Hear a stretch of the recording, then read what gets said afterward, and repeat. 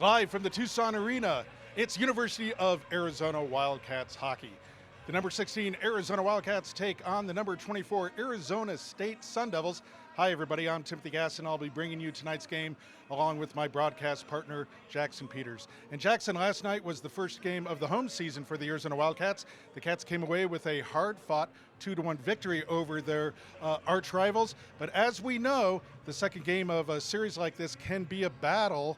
What does Arizona need to do tonight to sweep the Sun Devils to start their home season? So what they need to do here, Tim, is exactly what they did last night for the first 5 minutes of the game. They came out strong, they came out fast, but then they kind of lost some of that intensity. So what they need to do tonight is bring that same first 5-minute energy, but keep it for a full 60. Now, Arizona definitely got better as the game went on. We wondered if Arizona would get stronger in the second half of the game because they just haven't had a lot of ice to practice with, and they did, but Arizona State was in that game until the end. Now, Jackson, you were talking about how both of these teams have speed, but they have different kinds of speed. Would you talk about how Arizona and Arizona State differ in how they use speed? So watching this game, you can clearly see both of these teams have a ton of speed, but the Wildcats, they use it as a means of getting out of the zone, breaking out.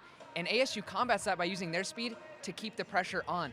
ASU was winning a lot of those one-on-one puck battles. They were winning races to pucks. So if the Wildcats can use their speed in the same way to win those battles to the pucks, I think that'll really help their game tonight. Now, this is a big game for both teams, but for different reasons. Arizona is 2-0 on the season and goes on the road for the whole month of October. They'll play 9 straight road games before coming back for the NHL alumni game on Saturday, November 3rd. Now, Arizona State, they're ranked 24th right now, Jackson, but they're suddenly 1-4 early on the season. They need to play well here and try to come out with a win. Otherwise, they might just drop out of the rankings altogether. Yeah, we know that these ACHA rankings are sometimes a little hard to judge, but we do know that a 1-4 record isn't going to help them in any case. So they're really looking for a win tonight, and I think that's really going to show as they come out here and hopefully battle for a win tonight.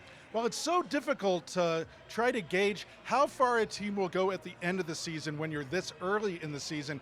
Arizona has such high expectations. They have a lot of young talent and new talent on this team. And we saw some of that new talent come through last night. Bailey Marshall, one of the new additions for Arizona, scored a goal and looked very good with his line mate, all WCHL All-Star Anthony Cusinelli. I think some of those other young Wildcats need to step up as well and start to contribute because they just let Arizona State hang around too long last night. Yeah, they need to bring it here tonight. They really need to show that they have a spot on this team and they're here for a reason. And like you were saying, Tim, getting your first 3 wins, if they can get the win here tonight, that's really big for your confidence as this season goes on, especially if you're gone for a month. So if the Wildcats can come away with a win tonight, it'd be really big for the rest of their season. Yeah, I don't think we can emphasize just how big this road trip will be for Arizona. 9 straight games on the road stretched over that month before they come back to have 5 weeks in a row here at the Tucson Arena. So we hope Arizona Wildcat fans show up here at the Tucson Arena in the month of November. We're going to have to just wish them well when they're on the road. That is a really long road trip, especially for a college hockey team and a young college hockey team. They need to make hay here tonight, protect that home ice. If they can get through that month of October in pretty good shape, they play 4/5 of the rest of their season here at home and could really build some momentum. Yeah, there's nothing like playing at home. We know it makes everything easier from going to the rink. You know, you have everything right where you need it. But this month is going to be huge for them. These guys are going to have to learn how to bond with each other, really play with each other. And, you know, you're spending 4 days of the week on the road when you go on these road trips. That's a lot of time together for these guys. So I'm hoping that this really, binds them together and hopefully it pushes them to really make something out of this season this year. Well, and Jackson, you say that like a coach because how do you turn something that could be potentially very difficult into a positive? Well, guess what? You young guys are going to get assimilated into this team on these road trips. We're going to become a team on these road trips. We're going to face a lot of adversity on these road trips and hopefully come out with a few wins. You can see that there's a lot of pieces here on this Arizona team. If they can come together, they're going to be a really dynamic team, especially offensively. Yeah, you look at some of those big scorers, like we talked about Marshall and Cusinelli last night. If you can get everybody to start contributing in the way that they're here to do, and that's something you can do on the road, it really gives you an opportunity to really focus on team aspects, not just those little individualities that you'd focus on in practice at home. So hopefully that's a way that they can really bring a whole team aspect to this game. Well, and just one last thing about the Cats that I'd like to mention. Last year's MVP, Anthony Cusinelli, he's played well this year. Surprisingly, he doesn't have a goal yet in this year. Now, we've only played a couple games. We're so used to Anthony Cusinelli playing well against ASU. I think in his first game against ASU last year, he had a hat trick. Or he had a hat trick in the first semester, at least. He plays very well against Arizona State. So I'm going to keep an eye on Anthony Cusinelli tonight. Well, it looks like the teams are about to take the ice. So let's send it down to ice level for the starting lineups. And then we'll drop the puck between number 16, Arizona, and number 24, Arizona State. You're watching University of Arizona Wildcats hockey.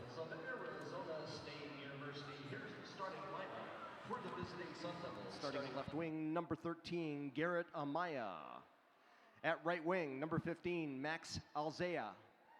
Number 20, playing center, Tim Hoffenkamp. At left defense, number 4, Kenneth Miller. At right defense, number 24, John Studioso.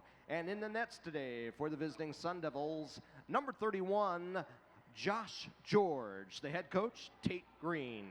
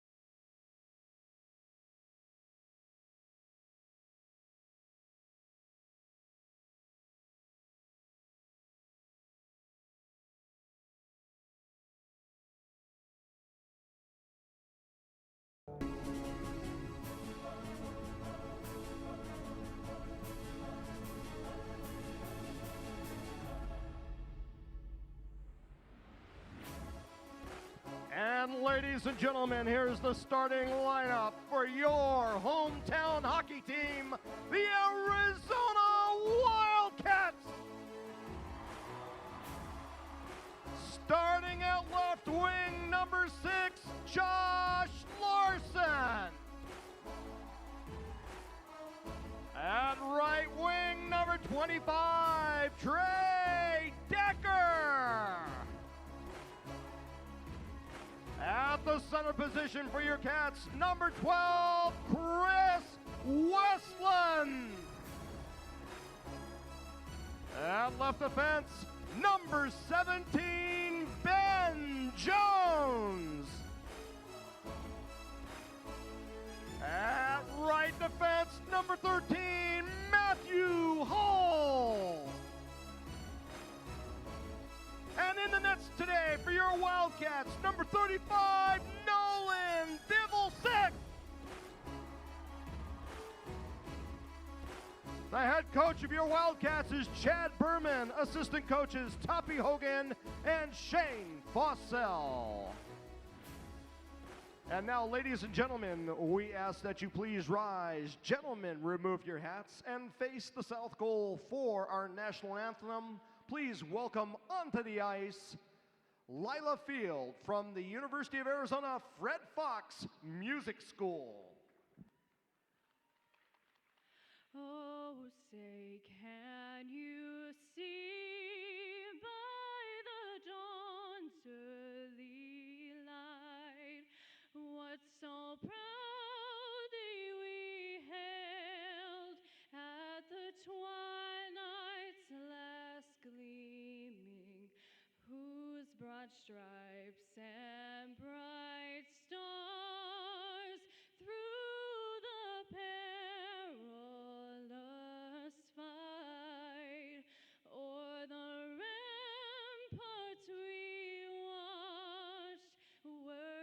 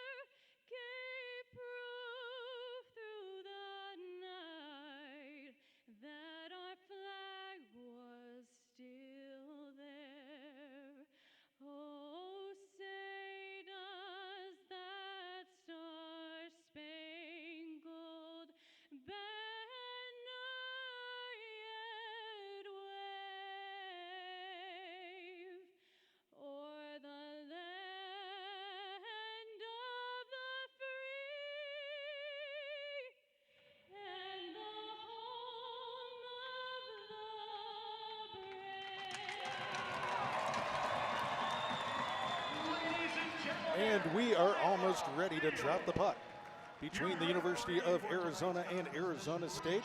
Live from the Tucson Arena, I'm Timothy Gasson. I'll be bringing you the game along with Jackson Peters. And Jackson, those first 5 minutes of any rivalry game, so important.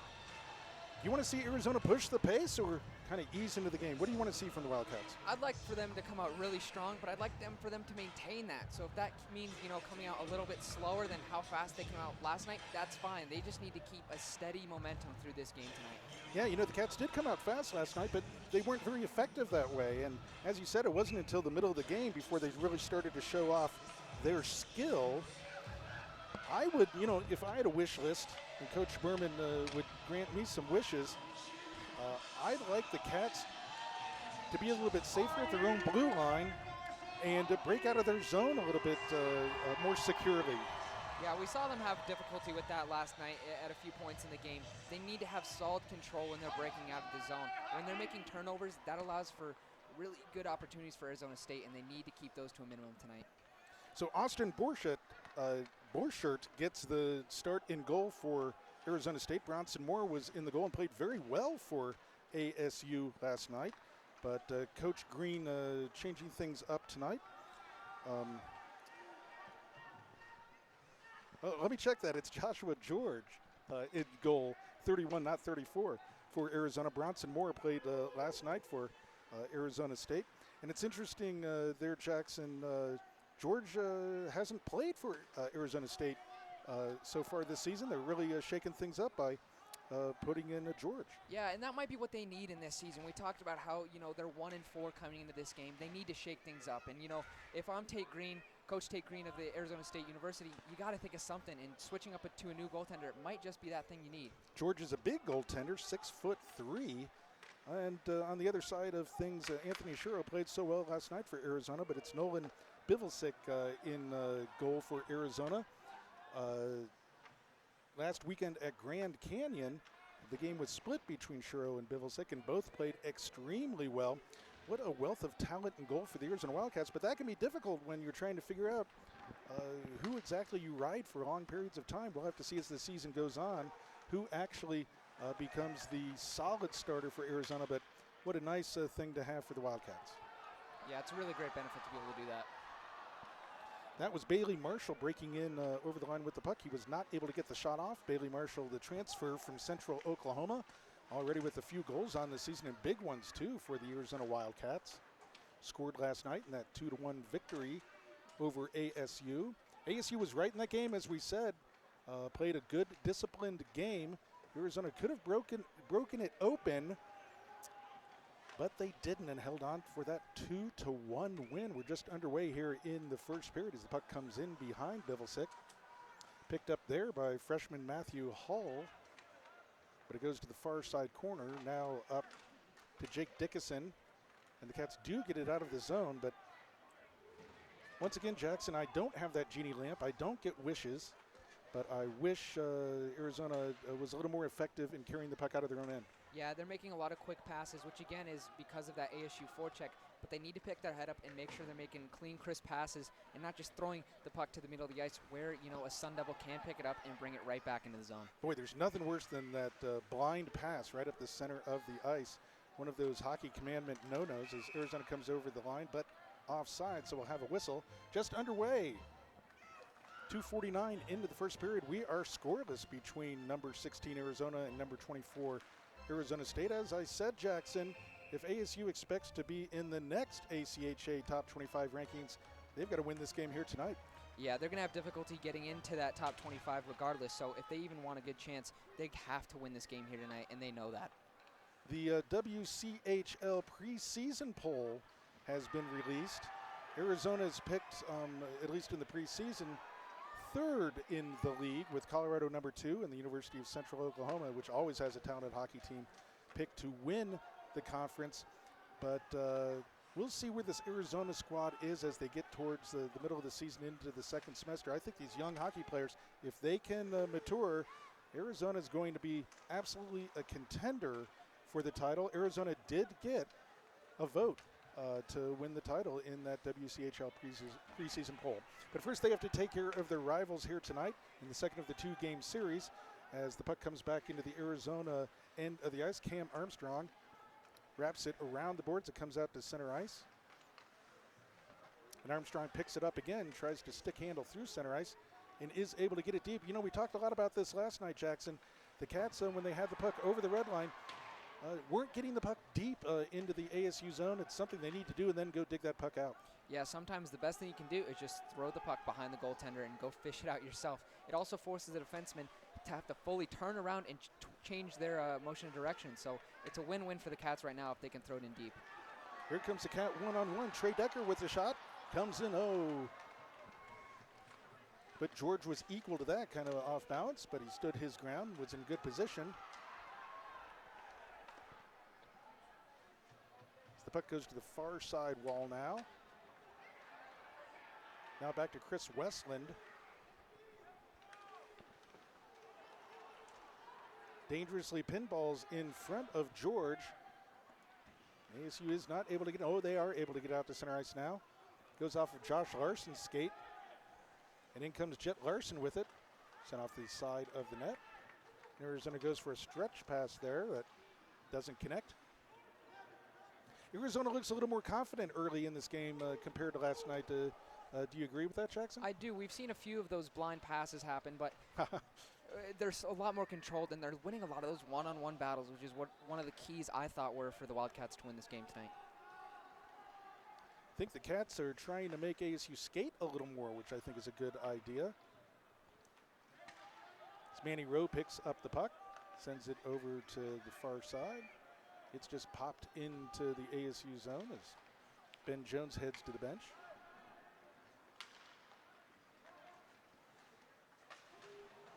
No real intensity in this game yet, although Anthony Cusinelli threw his weight around there on a Sun Devil. And he comes in over the ice with a shot. Oh, that was a nice shot to the far side post, but it bounces out to the blue line, but not out. Cats keep it in briefly.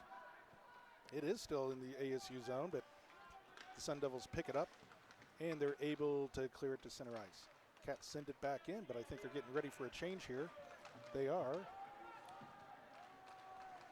As Bivelsick leaves it behind the ice, and there's one of those blind passes right up at the blue line, intercepted by ASU. We've seen this so often, turns into a shot on goal. And sometimes there, Tim, you don't have to make the pass. He's got the ice. He can use his feet and skate that puck as far out of the zone as he can. Luckily, the puck comes out of the Arizona zone there. Yeah, that was an unforced error there by Manny Rowe. He had the puck and he had time and just chose to fire it up the boards. It was intercepted, but the Cats lucked out. Cats recover here. Justin Dungy with the puck to center ice. Dungy takes a glove to the face and chases after the puck, but ASU recovers. ASU playing a very deliberate game. I think they have to play this kind of game against Arizona. I don't sense that they have the speed of Arizona.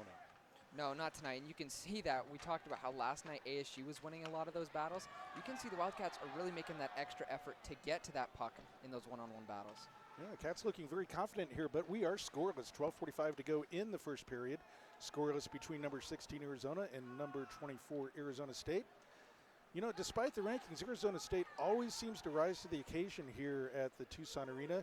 Has to do with that rivalry and just kind of taking advantage of the moment. You're playing in an arena in front of larger crowds.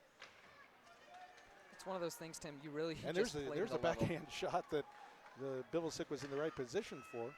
It's one of those things, Tim, where you really play to the level of a rivalry team. You know, you come here, you're going to have to play as good as Arizona if you're Arizona State. It doesn't matter how skilled your team really is. You have to play to their level. Well, and you have to have good goaltending. That's why I was surprised that Bronson Moore didn't get the nod here tonight. But Coach Green doing some team building, giving a little boost of different energy in the crease for the Sun Devils. And Joshua George has played very well so far in this first period. And when you put a player in like Joshua George, it's still early in the season. You know, if you're Coach Green, you still have time since it's early to see what you have on your team. Chris Westland sent that puck far and wide, and it comes back out to center ice. Westland played very well last night. and had the game-winning goal for Arizona. Josh Larson with the puck now. Josh Larson kind of dangling there in the crease, but lost the puck as it comes back out to center ice. Cats need to turn around, and there's that freshman, Matthew Hull, going after it. Coach Berman showing great confidence in his freshman defenseman. And there's a good chip out of the zone, high and off the glass, no doubt about it, as Chris Westland picks up the puck. For Arizona, circles around the net. Can he find someone? Tries to go cross ice to Manny Rowe. Will Manny Rowe send it? Well, he sent it. Where's the puck? It's in the crease, and it's clear. That was a good idea by Manny Rowe there, Jackson. Just throw it in front and create some mayhem. And that whole mayhem was created by getting it high and hard off the glass and getting out of the zone. We can see if this Cats team gets out of the zone, they can make good things happen. And even though they didn't score there, that was a really good scoring chance. I like that sure-handed clear out of the zone, you know. There was no way that ASU was going to be able to keep that in the zone. And as you said, it started the whole break. So there's an example of a better way of getting out of the zone. Arizona wins the face-off. That's Keelan Ulnick who gave the puck up, and he has to turn around as ASU just dumps it into the corner and goes for a change. I think ASU is going to have to be very careful here not to get tired out by these Wildcats and keep their shifts nice and short. It seemed to me, at least in the last 10 minutes of the game last night, that ASU looked a little tired. Yeah, and a lot of that's due because of your emotion. It's a rivalry game. You know, there's a lot more than just physical tiredness in this game. You get tired emotionally in this game because you're really wanting to fight for this win. Now, you see, I don't know if the young Wildcats fully understand the intensity of this rivalry yet. So it'll be interesting to see if the kettle starts to boil in this game a little bit, as inevitably it does. Cusinelli with the puck now. Lost it in the near side boards. Anthony's looking to get his first goal of the season. Then I get the idea the floodgates will open for him. He scores in bunches, or he scored last year in bunches, and he looks stronger than he was last year. But, you know, we talked about this, Jackson. Teams know to mark him now. He's not sneaking up on anybody. Yeah, we talked about how last year he could just come to a game and, you know, players wouldn't be looking for him. But now, you know, he really made a big splash in the ACHA last year, so teams know that he's going to be looking to make the play. Play continues on. We're halfway home here in the first period as Justin Dungy takes out a Sun Devil. No penalties so far in this game. There were so few penalties in the game last night. Very unusual for an Arizona State game. Very cleanly played, but the hitting is just starting to pick up here. It is picking up. We're not seeing a lot of those big open ice hits. The guys aren't looking for the big hit. They're just looking to get the guy off the puck. Justin Dungy couldn't find the puck there. He was in a good scoring position, but the puck couldn't get to him in exactly the right spot. Cats go for a change. We're still scoreless here between number 16 Arizona and number 24 Arizona State. 8:50 to go in this first period. That first goal is so important. It really buoyed Arizona State last night, getting that first goal, and they were ahead for much of the game. If Arizona can get the first goal and put the pressure on, it'll be interesting to see how ASU responds, as the Cats have had the better part of the play in this first period, but still no goals to show for it. We're scoreless here in the first. As ASU breaks in, there's a backhander that goes wide.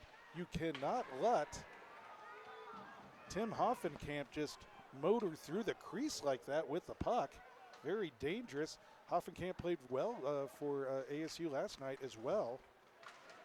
Yeah, you can't let a guy with speed like that just walk right around you. You got to try, you know, if you have to spin around and, you know, chase him, you're going to have to do that, but you can't let him just walk right past you like that. And Hoffenkamp is a big boy, 6'4", 210 pounds at the ACHA level. That's a big guy, and he had some wheels there motoring through the crease too. Keep your eye on number 20 for the Sun Devils, Tim Hoffenkamp.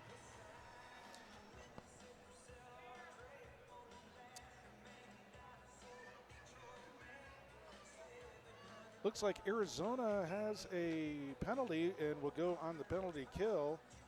I didn't see what the call is. We'll have to wait for the call, but it looks like Kyle Wade, the freshman, is in the box, and here's a big opportunity for Arizona State. We'll wait for the call here, but Arizona State's going to go on the power play with 8 minutes to go in this first period. Penalty on number 29, Kyle Wade. 2 minutes for slashing. Time of that penalty, 12 minutes in the first period. So Wade for slashing at the 8-minute mark. The Cats are able to clear the zone. Boy, you know, Arizona's so effective on the power play last night. It was really the difference in the game. ASU has to capitalize on their opportunities because their skill level isn't just quite as slick as Arizona. When they got a man advantage, they got a pot of gold. Yeah, they really need to here. And last night we saw them overloading one side of the ice, which they're doing here, which is to try and suck those defenders of Arizona down into the corner so it opens up top. So hopefully they use those defenders. That's what Coach Green's probably looking for here. Play continues on as Manny Rose going to dig for it there against Tim Hoffenkamp. That would be quite a battle if the two number 20s went at it. That's for darn sure. Right now, ASU is looking to get their power play going. That's Manny Rowe trying to pin it in the corner. He's doing a good job there. ASU finally digs it out. No, this could be no call, okay? Thought that was going to get evened up as the shot ricochets to center ice. That evenly could have been evened up there, I think, Jackson, but these referees are calling things, letting the boys play, as they say, as the puck goes out of play with 39 seconds to go on the power play. Yeah, that definitely could have been a call, Tim, but as we say every night is an adjustment for these players to get used to.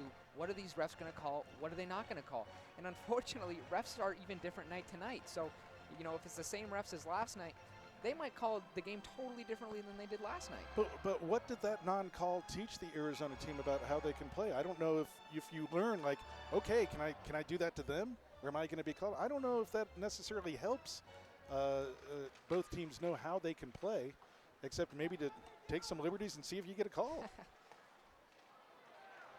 I think you're sensing I wanted that to be a call. Yeah, yeah, absolutely. We continue on the power play. 25 seconds to go for ASU and the man advantage.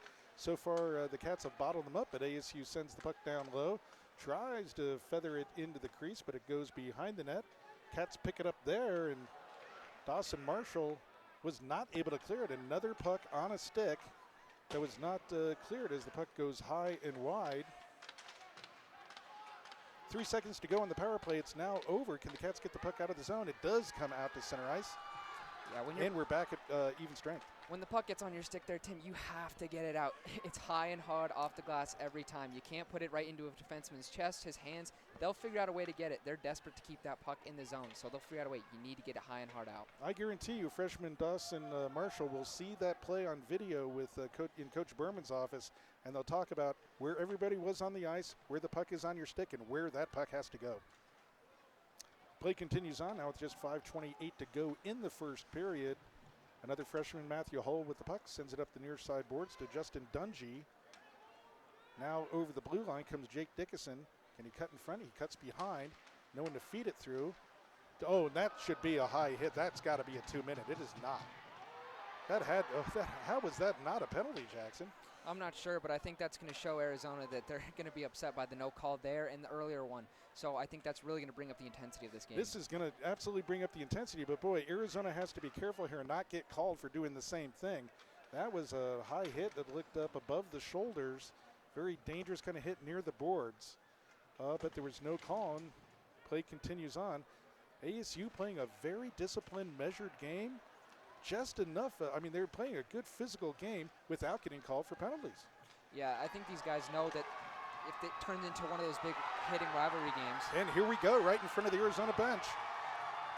Right in front of the Arizona bench as Sun Devils lid comes off. That's Connor Deneen, who loses his helmet right in front of the Arizona bench. Let's see what they're going to call here.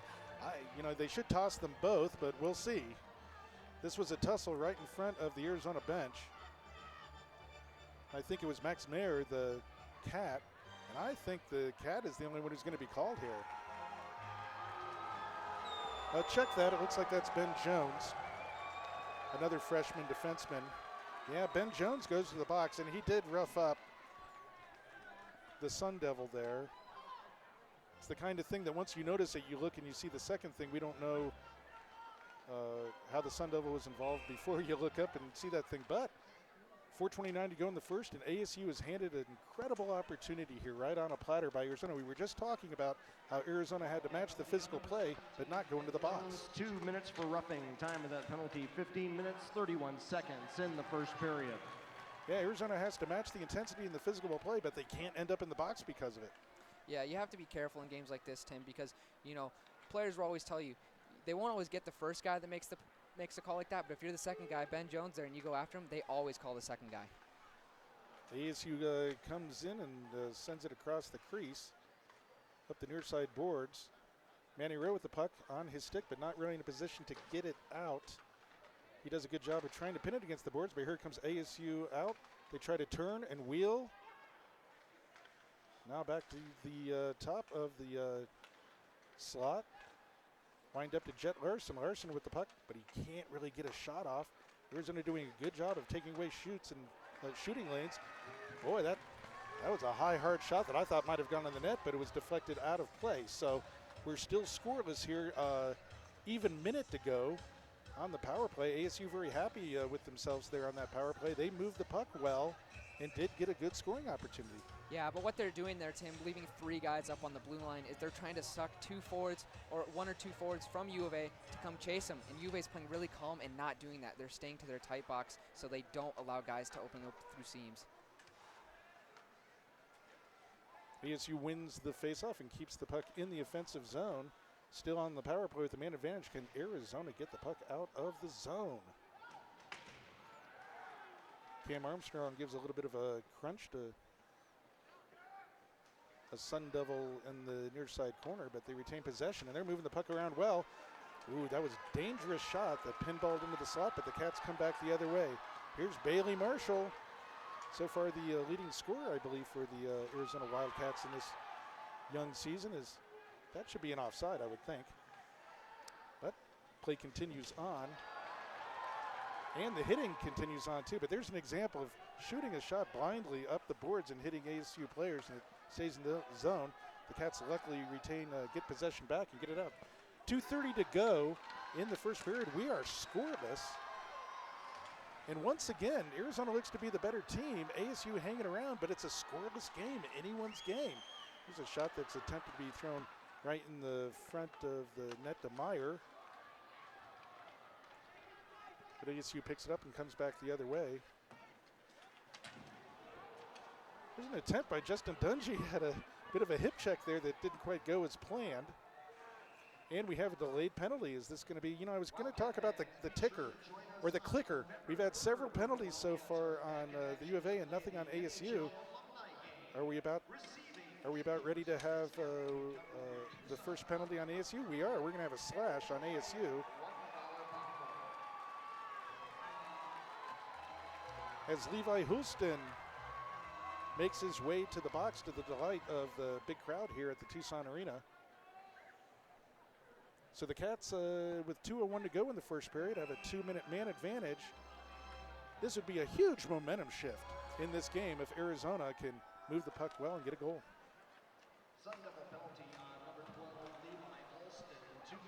Slashing. Time of that penalty is 17 minutes, 59 seconds in the first period. And it gives your Wildcats a Hogan Transportation power play. Bailey Marshall with the puck, sent it behind the net to Stalyuth. Now up to far side point. Moving in, and there's a shot that's kind of shouldered off. Cats retain possession, though. Goes down deep.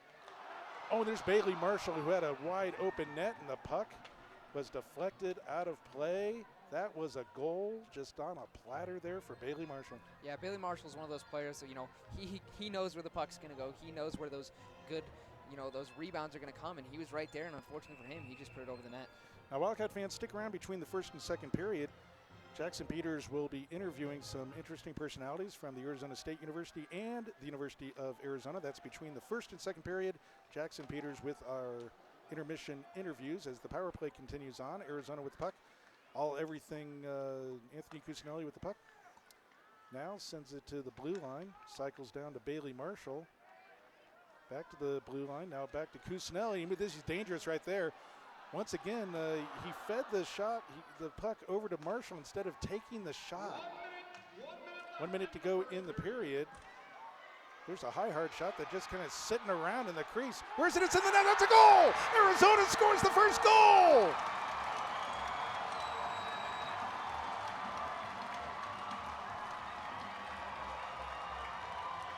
It looks like that's Bailey Marshall again.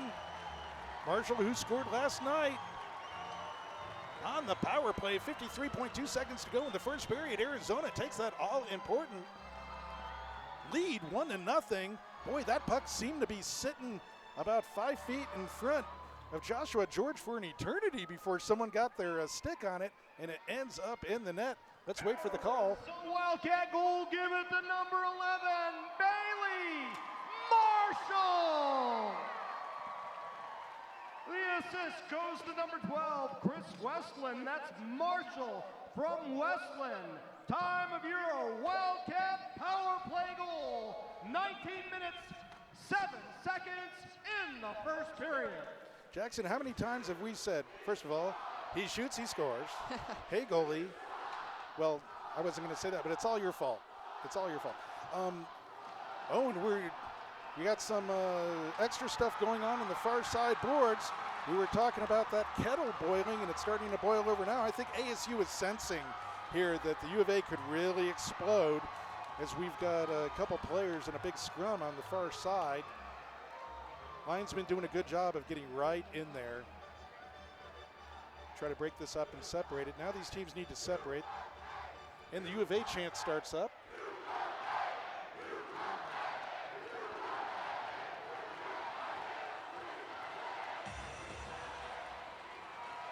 Once again, I would think, Jackson, that these will be offsetting penalties, but we'll see. You can never tell in a scrum like this.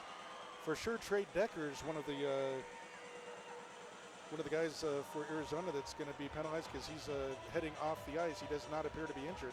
So we'll see how this shakes out. But you can tell ASU knows right now the momentum of this entire game hangs in the balance here in the last minute. Why is it so devastating when one team scores in the last minute of a period?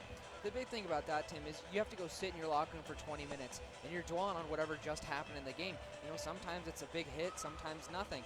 But when you get scored on, that's all you're going to be thinking about, and it's going to be hard to focus on what you need to do, what you need to improve on, if all you're thinking about is how you're going into the next period down by a goal. ASU knows how they hung around last night, and they hung around by not letting Arizona have those bursts of offense. Arizona easily could have scored 4 or 5 goals last night, but they didn't do it. And ASU just trying to regain a little bit of this momentum before they go into the intermission. Jackson Peters will have interviews in the intermission, and then in the second period we have a very special guest once again joining Arizona hockey, the former National Hockey League voice of the Nashville Predators. Tom Callahan is here, and he's going to call the second period with me. We're delighted to have Tom Callahan in the broadcast booth for University of Arizona hockey, and he'll be joining us for the second period of play, so stick around for that. Jackson Peters will be back for the third period, and you should also go over to the Facebook University of Arizona Wildcat Hockey Facebook page and see Jackson Peters' quick interview at the end of the second period as the players leave the ice. But we got 20.7 seconds before Jackson pops up and does his interviews in this first period. Arizona with that all-important first goal. Now, I'm always fascinated when a captain or an assistant captain from each team stand in front of the penalty box and talk to each other. What are they saying to each other at a time like this? You know, a lot of times, Tim, you know, a lot of these guys, you know, when they're captains, they know each other. They've played together in some aspects, played against each other. And, you know, in a rivalry game, these guys are both frustrated. They want to get the game back going because, you know, when you're standing around waiting for the game to resume, waiting for these penalties to be called, it's frustrating. So they're probably just bickering about how badly they want to get this game back going. Well, you know, I've seen actually fights start between captains when they have that kind of talk, but Anthony Cusinelli is not that kind of guy at all. No, not at all. Not at all. It looked like there was actually just, you know, good game, respectful talk going on there. But I've seen captains or assistant captains from either team when things are really heated start pushing at each other and drop the gloves and go. So that's why I always like to keep an eye and see what they're saying there. It's fascinating it'd be fascinating to have a microphone there and see hear what they're talking about there. 20.7 seconds to go in the first. We'll see how this shakes out. Right now there's just a penalty up for Arizona, but I see 2 Sun Devils in the box. There's one Wildcat in the box. One Wildcat already went off to the locker room. Maybe he had an equipment issue. I would guess that this is going to be even out, or perhaps Arizona got an extra 2 minute. Even though there's just one Wildcat in the box, as we said, we saw one Wildcat leave the ice. So this will be interesting to see how this gets called. Maybe they just haven't put the other penalty up on the scoreboard. Well, they're going to drop the puck and play the last 20 seconds, and we'll see. It looks like ASU is going to get the power play here. Somehow, I think an extra 2 minutes was given to Arizona. Penalty on number 10, Jacob Lester, 2 minutes for roughing. Sun Devil penalty on number 27, Jack York, 2 minutes for roughing. Wildcat penalty on number 12, Chris Westland, 2 minutes for roughing plus another 2 minutes for roughing. And Wildcat penalty on number 25, Trey Decker, 2 minutes for roughing. All penalties at 19 minutes 40 seconds of the first period. So Chris Westland got a double roughing minor. That's weird. That's really weird. He got a double roughing minor. And that's where the difference is in the penalties as the first period comes to an end. Arizona leading Arizona State 1-0. And you know, Period. Arizona State with 6, Arizona with 8. The score after one complete period of play here at the Tucson. wow, not many shots on goal. 8 for Arizona, 6 for Arizona State. You know, halfway through that game, I was wondering if the temperature was going to rise at all between these two teams. Well, the last 10 minutes of the period sure answered that question. That kettle's starting to boil right now. Yeah, we talked about how, Tim, we weren't sure if some of these young guys knew how this rivalry was here, but I think with the last 5 minutes of this period, I think these young freshmen on both teams are really going to get an idea of what this rivalry means to both organizations.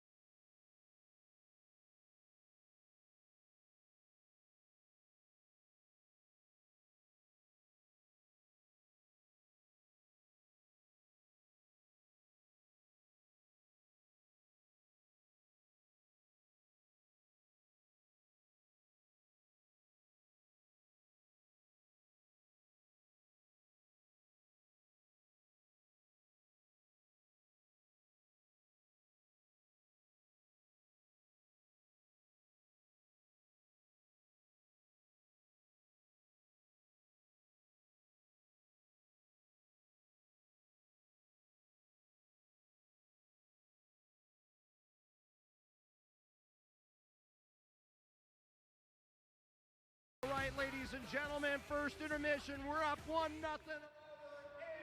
do you want me? Hi, I'm Jackson Peters, and I'm joined here by assistant coach of the Arizona State University Sun Devils, Jim Nellis. Now, Jim, this is your first year with Arizona State University, last year with Grand Canyon University. Could you tell me a little bit about that transition to a new organization at this level? Yeah, it's been really great. The staff and everybody at Arizona State's been really welcoming. There's been a lot to learn, been a big learning curve, but it's been really exciting. And you talk about this learning curve, you know, there's some new coaches, a lot of stuff's changed at ASU. Can you talk a little bit about how that change has implemented some of the interesting things that are going on with your organization? Yeah, you know, I think with any change, it takes a little bit of time to get used to each other, how people work, used to new players, new people to work with. So it takes some time, but we have a very open group. Everybody's collaborative, and so far it's been great. And you talk about this collaboration. One thing I was really impressed by your team last night was your team's forecheck, your ability to send players to win those one-on-one battles. Is that something you guys really like to focus on, or is that just, you know, something that happened last night? No, I think we are really, really big on our first forward in the zone, whoever it is, putting a lot of pressure on the opposing defense. We're hoping to create a turnover and have support guys there to intercept pucks and turn that into offensive opportunities. So you guys are trailing after one period here. What do you guys want to do in this next two periods, especially right when you come out in this second period with a power play? What do you guys want to do here? Yeah, I mean, U of A club, you know, they've got a good power play. We need to stay disciplined, and I think we need to get more shots on net and give ourselves more opportunities. But last night's game was a close game. It's a close game tonight. It could go either way. We just need to get more to the net. Well, I've been speaking with assistant coach Jim Nellis. I'm Jackson Peters. Stay tuned as we interview another exciting character here. It right now is USC 7, Arizona nothing in the first, but hopefully we'll come back and get the Trojans. But folks, second period, let's get loud, let's get rowdy, and let's get a win tonight.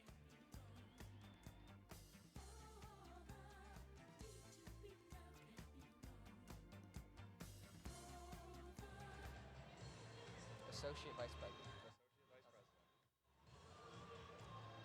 Once again, I'm Jackson Peters, and I'm joined here by Associate Vice President of the University of Arizona, Joel Hoff. Now, Joel, you're an alumni of the University of Arizona. You've been around U of A hockey for a long time. Can you tell me a little bit about your first experiences with U of A hockey and how that's evolved over time to your position here now? Absolutely. Well, I was a student back in the late 80s and the early 90s. So I was here during the heyday of Arizona hockey, back when we had Kelly Walker and a lot of the other guys out beating up on ASU all the time and winning game after game after game. And I can remember coming here and having 5,000 to 6,000 people in the stands cheering on the Cats every game. And so it's just so amazing for me to be able to kind of have stayed involved with the university through my various roles and now end up working as one of the people that's helping to run the hockey program here at the university in this day and age. It's just so rewarding to be able to kind of do the same thing for all of the students now and all of the fans and the Tucson community members that can come out and enjoy the same experiences that I had when I was growing up. So you talk about how you're so involved with this club now. You're an administrator of the U of A hockey team. Can you tell me a little bit about what that means? I know what managers do, I know what all kinds of other, coaches do, but what does an administrator do for this club? That's a great question. My job is to make sure that I run interference and try to let everybody else be able to do their job. So, for coach, so that coach can worry about coaching the team and not worry about all the bureaucracy or the headaches or the things like that. I work with the different people across the city, the TCC, all the different agencies, and try to make sure that things are as smooth as possible so that coaches, managers, trainers, media people, individuals like yourself, you can all do your jobs without worrying about anything else. Yeah, and you talk a little bit about the TCC. We look at this huge 6,000 seat arena. You talk about how in the heyday, you saw Kelly Walker playing in front of the 6,000.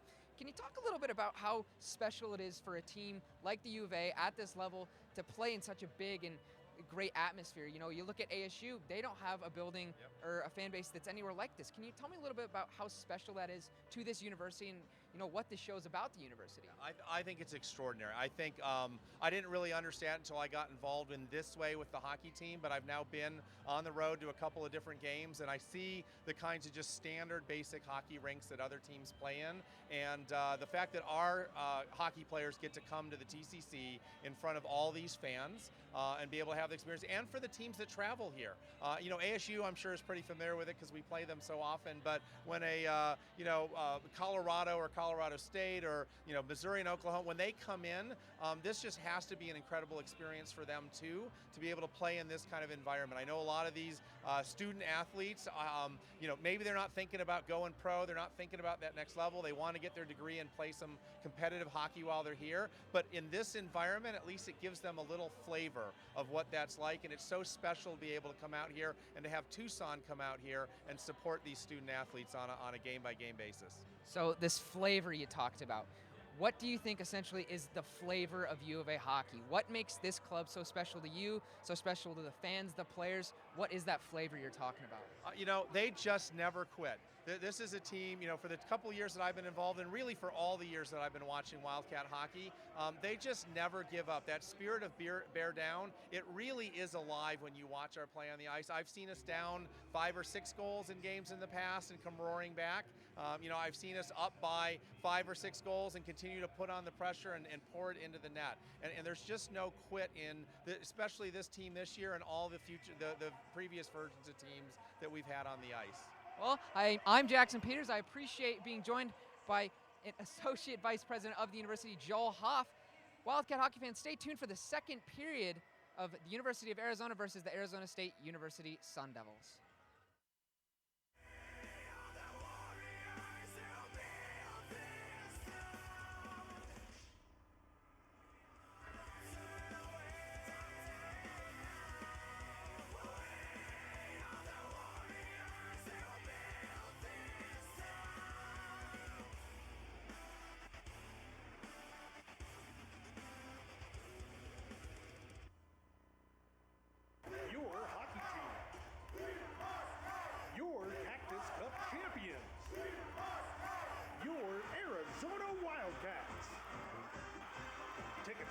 Arizona hockey are now on sale.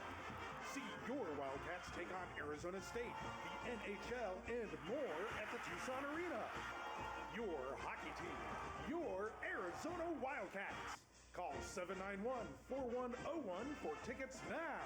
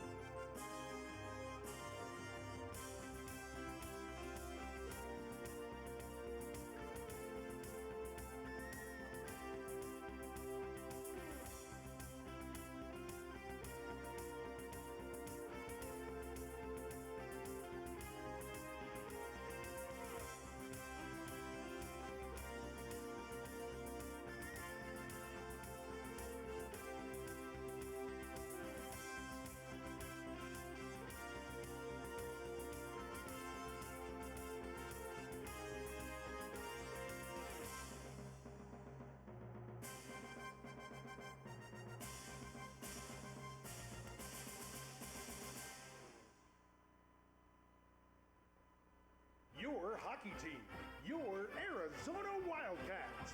Tickets for Arizona hockey are now on sale. Your hockey team, your Arizona Wildcats. Call 791-4101 for tickets now.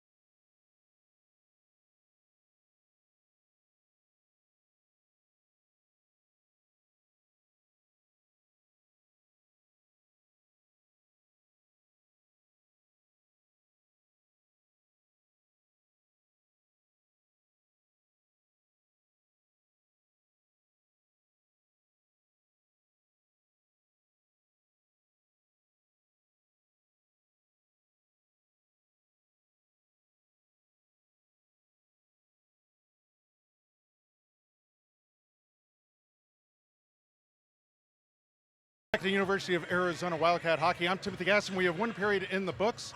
I'm joined now by Tom Callahan, the former NHL voice of the Nashville Predators. Tom's been kind enough to sit in with us here at Arizona Hockey. He did last night. He's going to do the second period with me here tonight. What did you see from the first period of this game against ASU, the second of a two-game series? I saw ASU keeping it simple early, Tim using the boards and the glass to get the puck out, and it actually stifled U of A's attack much more than I thought it would. Up until the latter stage of the period when they picked up that goal to go up 1-0, this could have been a really disappointing opening for the Wildcats. I think coming into the second, they're going to have to find a way to win more of those one-on-one battles and do better with possession of the puck. ASU has a knack of hanging around with Arizona. They're playing a very steady game, not very flashy or anything, but very steady. Once again, Arizona having a little bit of trouble getting out of their own end of the ice. What do the Wildcats need to do if they don't have the power play to kind of show that they have more speed and strength than Arizona State? Well, I think that what they're not doing is getting the puck in behind the ASU defense. They need to do a better job of that here in the second. They need to make those guys turn and chase that puck and use their speed to get to it. You can establish some zone time.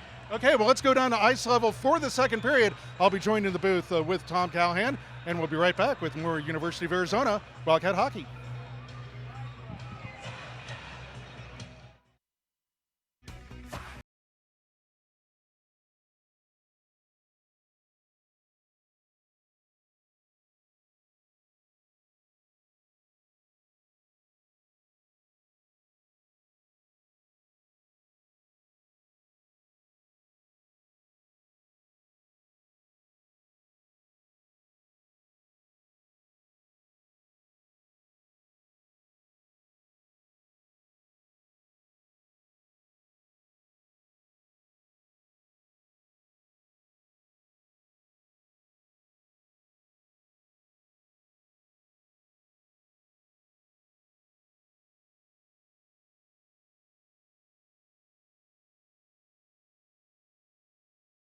The second period. Jackson Peters will be back in the third period of play. As number 16 Arizona leads Arizona State 1-0.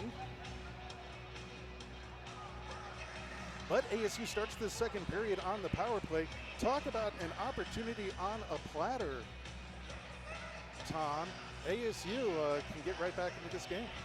Well, they absolutely can, Tim. And special teams has been the key so far in the first 4 periods of hockey between these two teams. It's going to be the same thing moving forward, and this is a big power play chance right here. It's a 2-man advantage for ASU to start the period. If they capitalize here, it's a completely different game. And we're underway in the second period. At the end of the first period, there was a Arizona penalty on number 24, Keelan Olnick. 2 minutes for elbowing. That time of that penalty was at 20 minutes in the first period. We'll talk about an opportunity. Keelan Ulnick picking up a penalty at the 20-minute mark, which means ASU has a 2-man advantage here for the next minute and 15 seconds. Well, and Tim, it was getting a little scrappier towards the end of that period, and tempers are flaring, but if you're U of A, you've got to keep it under control. You cannot put ASU on a power play, especially 2-man. Boy, 2-man advantage. The puck comes in, and Nolan Bivelsick makes the save.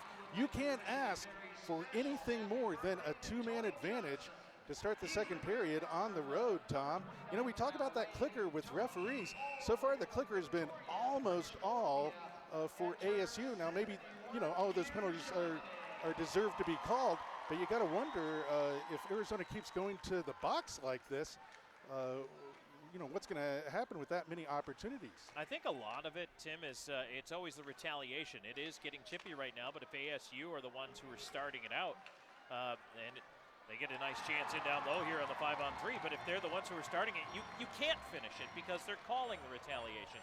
You've got to be able to just say, all right, I'm going to take a number, I'll get back to you later. Okay, Tom, take us away for the next minute or so of U of A hockey. I will do that. So we are 1 minute into the second period. Arizona's got a 1-0 lead here on ASU. We've got 40 seconds left to go on the 5-on-3 for the Sun Devils. Draw coming up to the left of the U of A cage, and it'll be controlled by ASU. They'll fan out, try to set it up. 2 men up high. Here's a one-time shot blocked. Comes over to the near side. ASU will hang on to it. Budman onto the right side. Kowalchuk. Budman. Kowalchuk down to the right hash, back up top. Kowalchuk fakes a shot, gets it over to the far side. Quick wrister. That one is away, and I believe that actually went on a play off of Holston into the netting. If it does, the faceoff should go outside. Let's see. No, they're going to say it went off a U of A defender. So the faceoff will stay inside to the right of the Wildcat cage with a $1:22 gone here in the second period. 1-0. Wildcats in the lead. 18 seconds left in the 5-on-3.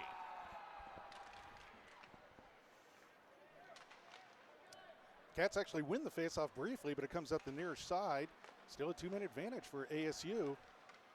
Boy, if Arizona could escape here, at least get one man back, which they're about to right now. See if ASU gets a shot off before then. They don't. And the Cats get one player back. It's now a 5-on-4 as the puck goes wide of Nolan Bivelsick. And now it comes out to center ice. So that's going to do it for the power play, and the Cats survive that 2-man advantage. That's a huge penalty kill right there for U of A, Tim, because they got the momentum with the goal right before the horn. They had the lead, and to be able to keep ASU off the board here, now there's another penalty coming up, and it's going to go against the Sun Devils. And so now Arizona's got a big chance to swing the momentum early in the second. Boy, and you wonder about so many penalties, about so many penalties going ASU's way when it would go the U of A's way. But no, you're absolutely wrong, Tom. This is another 2-minute minor. Wow, because they didn't blow the whistle. They didn't blow the whistle until ASU touched the puck.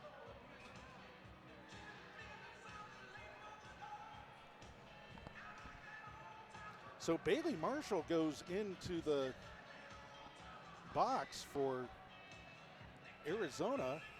That's a big loss for several reasons, because Bailey Marshall, of course, one of the offensive stars for Arizona. So, wow. Yet another opportunity for Arizona State. So the puck comes right out in front. And it's a hooking call, but Tim, I'm surprised they called that one. I thought they were going to get a retaliation against ASU. You would imagine, we talk about the concept of the clicker, that, you think that pendulum's going to swing the other way, but boy, right now U of A's got to stop shooting themselves in the foot and stay out of the box. As ASU comes right down and just pushes the puck wide. This is an awful lot of time to be playing defense in your own end of the ice. And I'll tell you, the other thing, too, is the penalty killing is the most tiring thing you can do in a hockey game. It's a lot of stop-start. It's a lot of lateral movement. And that's something that's going to wear this Arizona team down if they have to keep doing it. Yeah, and we're just 3 minutes into the second period, and Arizona has been in the box the entire time. They did survive a 2-man advantage, but now they're trying to escape yet again. And, it's almost like Russian roulette, Tom. You can only escape so many of these kinds of opportunities when the other team has a man advantage. Oh, and that's the thing. You know that there's got to be one in the chamber with your name on it if you keep giving the Sun Devils chances. Here's a good block by Arizona. Are they able to get the puck out of the zone? And are they going to go delay a game on that? No. But and to your point, Arizona's done a good job blocking shots. They've been selling out on the penalty kill. They have been blocking shots, getting in the way, making things happen, and they're working hard on the penalty kill, but it's the whole work smarter, not harder. Stay out of the box, and you don't have to do that. Yeah, I mean, Arizona's top players have been cycled through to kill these power plays, and that could show up later in this game, Tom, when we need those top players to produce for Arizona. As you said, so tiring to kill off these penalties as Nolan Bivelsick just eats that one up on the side of the net. We still have 39 seconds of yet another penalty power play opportunity for Arizona State. It would be a huge momentum shift if Arizona can survive this whole sequence and then get back on the offensive. Boy, we've played this entire second period in the Arizona end of the ice. Yeah, you could definitely pick up momentum off the penalty kill, but again, Tim, it's just a matter of the legs in this. These two teams played last night. Obviously, it's still testy. It's still very physical. At what point does the gas tank start to get low for either side? Play continues on as ASU does have possession of the puck, sends it up the far side boards. Trying to get it down low, but it's intercepted by Arizona. Are they able to get it out? Yes, they are. Just 19 seconds to go in the power play. And it's a simple thing, Tim, but finding a seam and making sure you get that puck down the ice is so important. It really is, and so many times as a shot goes deflected high and over the net, How many times have you seen the puck on a player's stick, but he's not able to get it out of the zone when you just need that clear?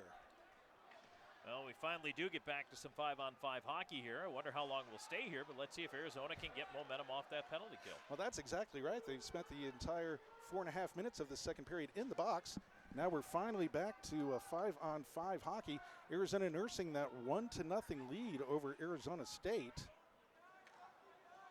In a game that's pivotal for Arizona State, just 1-4 on the year, but still in the top 25 as they break in. Nice movement of the puck, but it wasn't very fast. And Nolan Bivelsick is able to make the save. And now, Tim, to the other side of that coin, to talk about it from the Sun Devil perspective, you just spent the first 4.5 minutes of this period on the power play. You didn't score. And that can be demoralizing as well. These guys really needed, I think, to capitalize there, at least tie the game. And they were unable to cash in on the opportunities. Didn't even get that many shots away. They were moving the puck around just fine, but just weren't letting the shots go. And the ones they did let go, as I mentioned, U of A is doing a good job blocking them. Yeah, we're waiting for that explosion from the U of A where they can gain possession of the puck and really use that speed and how they can move the puck in the Arizona State zone. Arizona State's done a good job of just kind of mucking this game up a little bit, I think. Thomas, there's a big rebound, and the puck goes in the net. Nolan Bivelsick gave up the rebound right in front of him. And I think that was Zach Kowalchuk. It's actually Elizade who scored the goal, Tim, coming to the front of the net. Axel Elizade with the goal to tie this one up. What were we saying about letting the team hang around? That's it. And you know what? Arizona State needed that. They needed that goal just to get some sort of sigh of relief, because the pressure does mount the other way when you have all those chances and it doesn't go in the net. But a nice job. Hurl carried it in on the right wing, kept it simple, put a shot low and to the outside pad, and that's going to kick that rebound right up the middle, and that's exactly where Elizade went. Picked it up, put it home, and now we get a tie game. And some extracurriculars behind the play. Oh, and there's a cross check to the captain of the Wildcats right at center ice. Let's see what they call here. You got to throw that guy out of the game. You got to take both of those guys. That's Jack York, who cross-checked Anthony Cusinelli, captain of the Wildcats, right at center ice in front of everyone. Let's see what they call here. I don't know how you... I think you just even them up at this point. That's what they're going to do, 4-on-4. Now, you can hand out all the penalties you want if that's not calming the game down. From an officiating perspective, all right, now you got to start to wonder, where do you draw the line? And because these guys are not going to dial it down any. If anything, the intensity is going to get a lot hotter from here. I mean, this is just early second period. We got a long way to go yet. Well, we sure do. We're just 5 minutes and 30 seconds into the second period. Time of those penalties. 2 minutes for embellishment. They called Anthony Cusinelli, who was cross-checked at center ice, for embellishment. I think that's honestly because they missed the initial call where he knocked down York and took his helmet off, so they had to call something. They wanted to even it up. ASU comes right in. Arizona's allowing ASU to kind of walk into the zone, but now here comes Chris Westland with the puck the other way back. Oh, and he just shot that wide. That was a nice shot to the far post that just goes wide. Yeah, Arizona needs to keep their head here as the temperature rises between these rivals. And Tim, this period offensively has been all ASU. Now, the bulk of that is because they've spent so much time on the power play, and they do have the one goal here, but U of A has not spent a heck of a lot of time putting pucks towards that Sun Devil net. Well, they've been spending almost this entire period killing power plays. They have to change gears and get back, because you can tell that ASU has a little bit of momentum, especially after scoring that goal. But, you know, seeing your captain get cross-checked at center ice might bring up the intensity from Arizona. They need to channel that into offense as Josh Larson races up the ice, throws it in front, but a nice stick there to keep a shot from going on goal from Trey Decker. Keelan Ulnick with the shot that comes in, and wow, George did not see that, but it hit his pad and stayed out. Tim, that's something U of A hasn't done a great job of in this game, but they did right there. Just get the puck to the net, especially through a screen. Things happen. Guys can't see it. Maybe you get a juicy rebound. Play continues on. Now just 12:25 to go in the period. In the second period, it's number 16 Arizona, number 24 Arizona State. We're all tied up at 1. Each of these rivalry games is like its own little chapter of a drama, Tom. They each have their own character. And ASU hanging around and really just showing a lot of grit in this game as Anthony Cusinelli now out of the box tries to do one little dipsy-doodle move too much and loses the puck. So ASU comes right back up. Nolan Bivacek fights that one a little bit, but finds it. And you know, it's interesting, Tom. Joshua George in goal for Arizona State. This is his first appearance of the season. And you put him in almost a must-win for Arizona State early in the season. You know, they're 1-4. He hasn't played at all this season, and he's played very well tonight. He has. He's looked very good. For the most part, he's been able to track pucks, see pucks on the way in. And you know what? I mean, he's a big guy at 6'3". If he can use that size to get out a little further, he's by far the biggest goaltender that ASU has. Maybe get the ball rolling a little bit. You know, maybe he's a guy that can turn it around a little bit for them. At this point, if you're ASU, you come into this at 1-4, you're looking for something, anything. Yeah. Yep. You need somebody to step up. And if it's a goaltender who hasn't played yet this year, maybe he steals you a game. All right, well, that could be a spark. Boy, that is not quite a science, isn't it, Tom, to figure out when to make a change, especially in goal, to see what it does for the rest of your team. That kind of change has made many coaches look like geniuses and others look like dunces. It's just so hard to tell. Well, it's worked so far here tonight.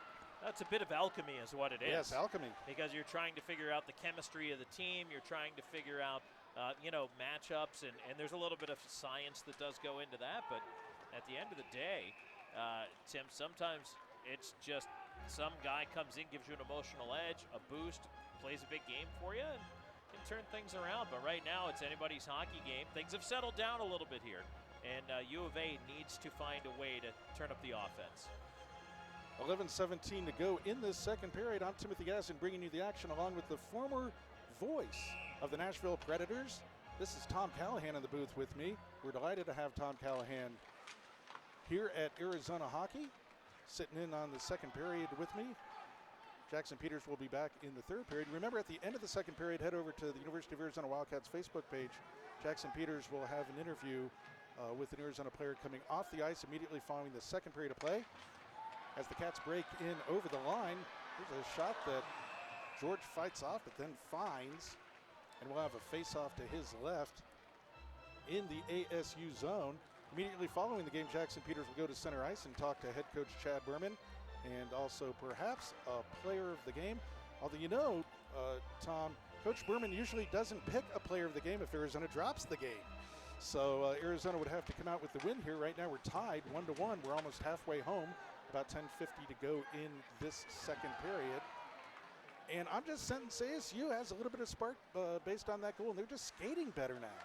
Well, they've definitely picked up the momentum from there. That's why that last chance by Dungy, when he cut down the right wing, just put the puck on net. Simple play like that. I look for U of A to do some more of that. Cats trying to go for some fancy passes, some precision passes. I think they just need to get the puck on the goal, Tom. Well, you know what? Sometimes you've got a bunch of big hits here, and they just dole out another one in the defensive zone, but you got to keep it simple. A big hit, but ASU still has possession of the puck, and it just goes wide. So you want to have a big hit, but you also want to come up with the puck. Right. Now you separate the man from the puck, that's great. Now stop standing around looking at the guy on the ice, pick the puck up, and move it out. Cats send it down low, and Justin Dungy digs for it there. 1-on-3. ASU comes up with it, though, sends it up the near side boards. Yes, the hitting is absolutely picking up, but can Arizona turn that into puck possession? So they have the puck now, but there's a bad angle shot that comes in on George, and he makes the save. 9:40 to go now in the period. Arizona and ASU tied 1-1, and you can just feel that kettle boiling. Dungy's got the right idea, Tim. Even though it's a bad angle, really is Yelnahorn has been out there shooting the puck. You know, you got to put it towards the net to make something happen. And for Arizona, it's got to start with a draw win here. You're about halfway home in the second period. The game is tied. And if you get that next goal, you take all that momentum away from Arizona State. And Arizona State has the better of the second period so far. You've got to do something to turn that momentum back. Yeah, I agree. You know, Arizona had more success last night when they crashed the net, when they got traffic in front of the goaltender and kind of jammed the net. They need to get back to that, as there's a lot of traffic there in front of Bivelsick. Arizona's going to come up with the puck. Are they going to get it out of the zone? They don't. Now Cam Armstrong with the puck, and he just bangs it out to center ice. They need to get some traffic and some sustained pressure going in on ASU, because as you said, especially as this period's gone on, this has been pretty much all ASU. Of course, it didn't help starting about the first 4.5 minutes of the game on the penalty kill. And that's the other thing, Tim, is we know that it's going back and forth. It's actually settled a little bit here in the second period. But again, if you're the U of A, you got to be conscious of that. And they're making some big hits, some plays right now, but again, still not translating into a whole lot of offensive zone time and a lot of scoring chances. Here we have a whistle, and I guess they're calling it an offside or a hand pass. I think offside was the call. I was actually worried about too many men for U of A. That was kind of a sloppy change right there, and they almost got busted for having 6 out there. Arizona definitely sharper than they were in the first half of the first game last night. This is only the third game for Arizona. They played one game last weekend. Arizona State had played the previous week at UNLV, so they had played higher competition. And I think that's absolutely helped Arizona State. But you know, we were talking about Arizona going on the road for 9 games in October. They're not back here until November 3rd in the exhibition game against the National Hockey League alumni team. And here we've got off the face-off an ASU player. This, I think, is going to be a misconduct or unsportsmanlike conduct going into the box. That looked like Jaeger Larson. That's fascinating. They didn't get the face-off even off. Larson goes to the box. We'll wait for the call here. This has got to be sportsmanlike. Larson was the reason the center got tossed out, Tim. Then he went to the other side, and I don't know if he said something to the linesman or what happened. Sun Devil penalty on number 7, Jaeger Larson. 2 minutes for delay of game. Time to that penalty. Oh, face-off violation, delay of game. Delay of game. Anthony Cusinelli had a good shot there, but George saw it and made the save. You know, Anthony Cusinelli, I think, just needs to shoot the puck a little bit more like he did there. He switches now to the center of the ice. Take the shot, Anthony. And he shoots, he scores! Anthony Cusinelli! He shoots, he scores! Great puck movement there by the Wildcats on the power play up top. It freed up Cusinelli. He had a good screen going in front of him and lets the wrister go. Timmy didn't try to blast it through the net. He put it towards the corner, beats the goaltender blocker side. That's a great shot and a huge power play goal for Arizona. You know, Tom, a broken clock is right twice a day. I asked Anthony Cusinelli to shoot the puck, and he does, and he scores the goal. So, Arizona Wildcat goal, give it to number 15, Anthony Cusinelli. The assist goes to number 11, Bailey Marshall. Well, that's Cusinelli from Marshall. Time of your Wildcat power play goal. 11 minutes, 50 seconds in the second period. He shoots, he scores. It's all your fault. That's the University of Arizona tradition after scoring a goal. Now let's see if Arizona can maintain some intensity here, stay out of the box. They showed skill there on the power play, and you know, what an unforced error, a delay of game penalty when things were really going ASU's way, to give Arizona and their talented power play that opportunity. And most importantly, Arizona paid it off. Well, exactly. You have to capitalize on that because, quite frankly, Arizona hadn't been generating offense up until then. But, Tim, they looked really sharp on that power play. Good puck movement and a great scoring chance that ends up in the net. There's a nice check on Josh Larson by ASU as they send the puck back down. Now we've got another delayed penalty. And that was a retaliation for the hit on Larson. And this is Chris Well, Westland it going looks to the like box he's getting again. tossed. It looks like they are going to throw Westland out, Tim, I thought. No, I don't The think referee so. was gesturing like he wanted to send him to the room. Oh, well, he's got a misconduct. Let's see if this is just. Oh, well, if it's a 10-minute misconduct, I think they would send him off. He wouldn't go. He wouldn't stay in the box. Well, they're calling charging.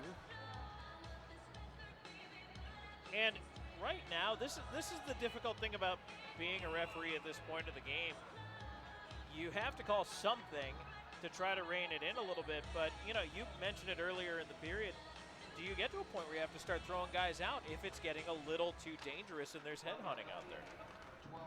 Chris Westland, 2 minutes for interference. Time of that penalty. Boy, I saw the referee make several different calls there, Tom, so I'm surprised. I think he was just doing the Macarena. Because I thought there was a misconduct, then I thought there was a charging, and it turned into be interference. Well, if it's a 2 minute, it's all 2 minutes. 1:30 to go on the power play, and a great opportunity here for Arizona State.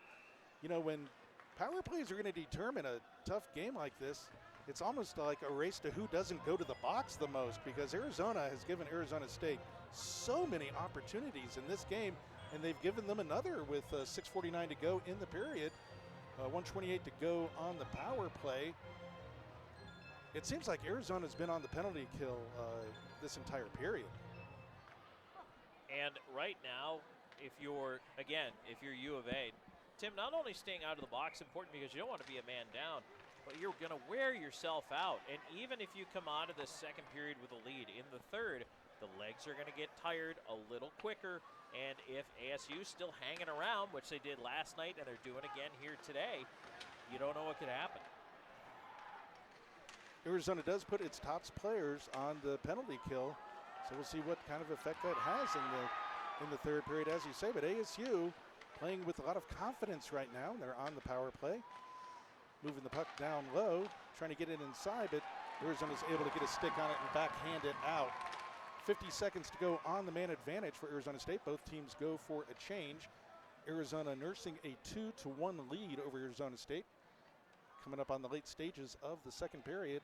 I'm Timothy Gasson here with my broadcast partner, Tom Callahan. I love saying that. Tom Callahan, the former voice of the Nashville Predators of the National Hockey League, sitting in with us. We're delighted to have him. Play continues on as there's a nice pass right to the corner of the crease. Arizona interferes with it. 22 seconds to go on the power play. ASU keeps it in the zone over to the far side circle. Send it down low now. That's Levi Houston, who had a goal last night for ASU with the puck. Cats need to disrupt this power play. Coming down to the last 10 seconds of the power play. ASU doing a good job of moving it around, but can they get it in scoring position? And here come the Cats back 2-on-2.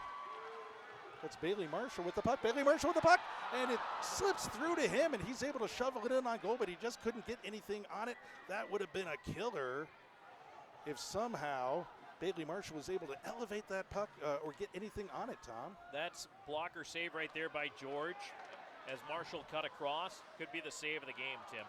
Ben Jones tried to go high, which was a good idea, but it got deflected away. And now ASU comes right back and gets a shot that goes wide. Arizona's got to keep the defensive intensity up after they have these flurries. Instead, they give the puck up in their own end, but here comes the Cat back 1-on-3. Evens out now, and it goes behind the net. 4:33 to go in the period. Arizona with a 2-1 lead. Kind of a doppelganger of the game last night, which was a 2-1 decision for Arizona. But ASU is getting their chances, and they've moved the puck well here as they get a shot that just goes wide. Chris Westland now into the box, picks it up. Can he get it out of the zone? Well, you know what, Tim?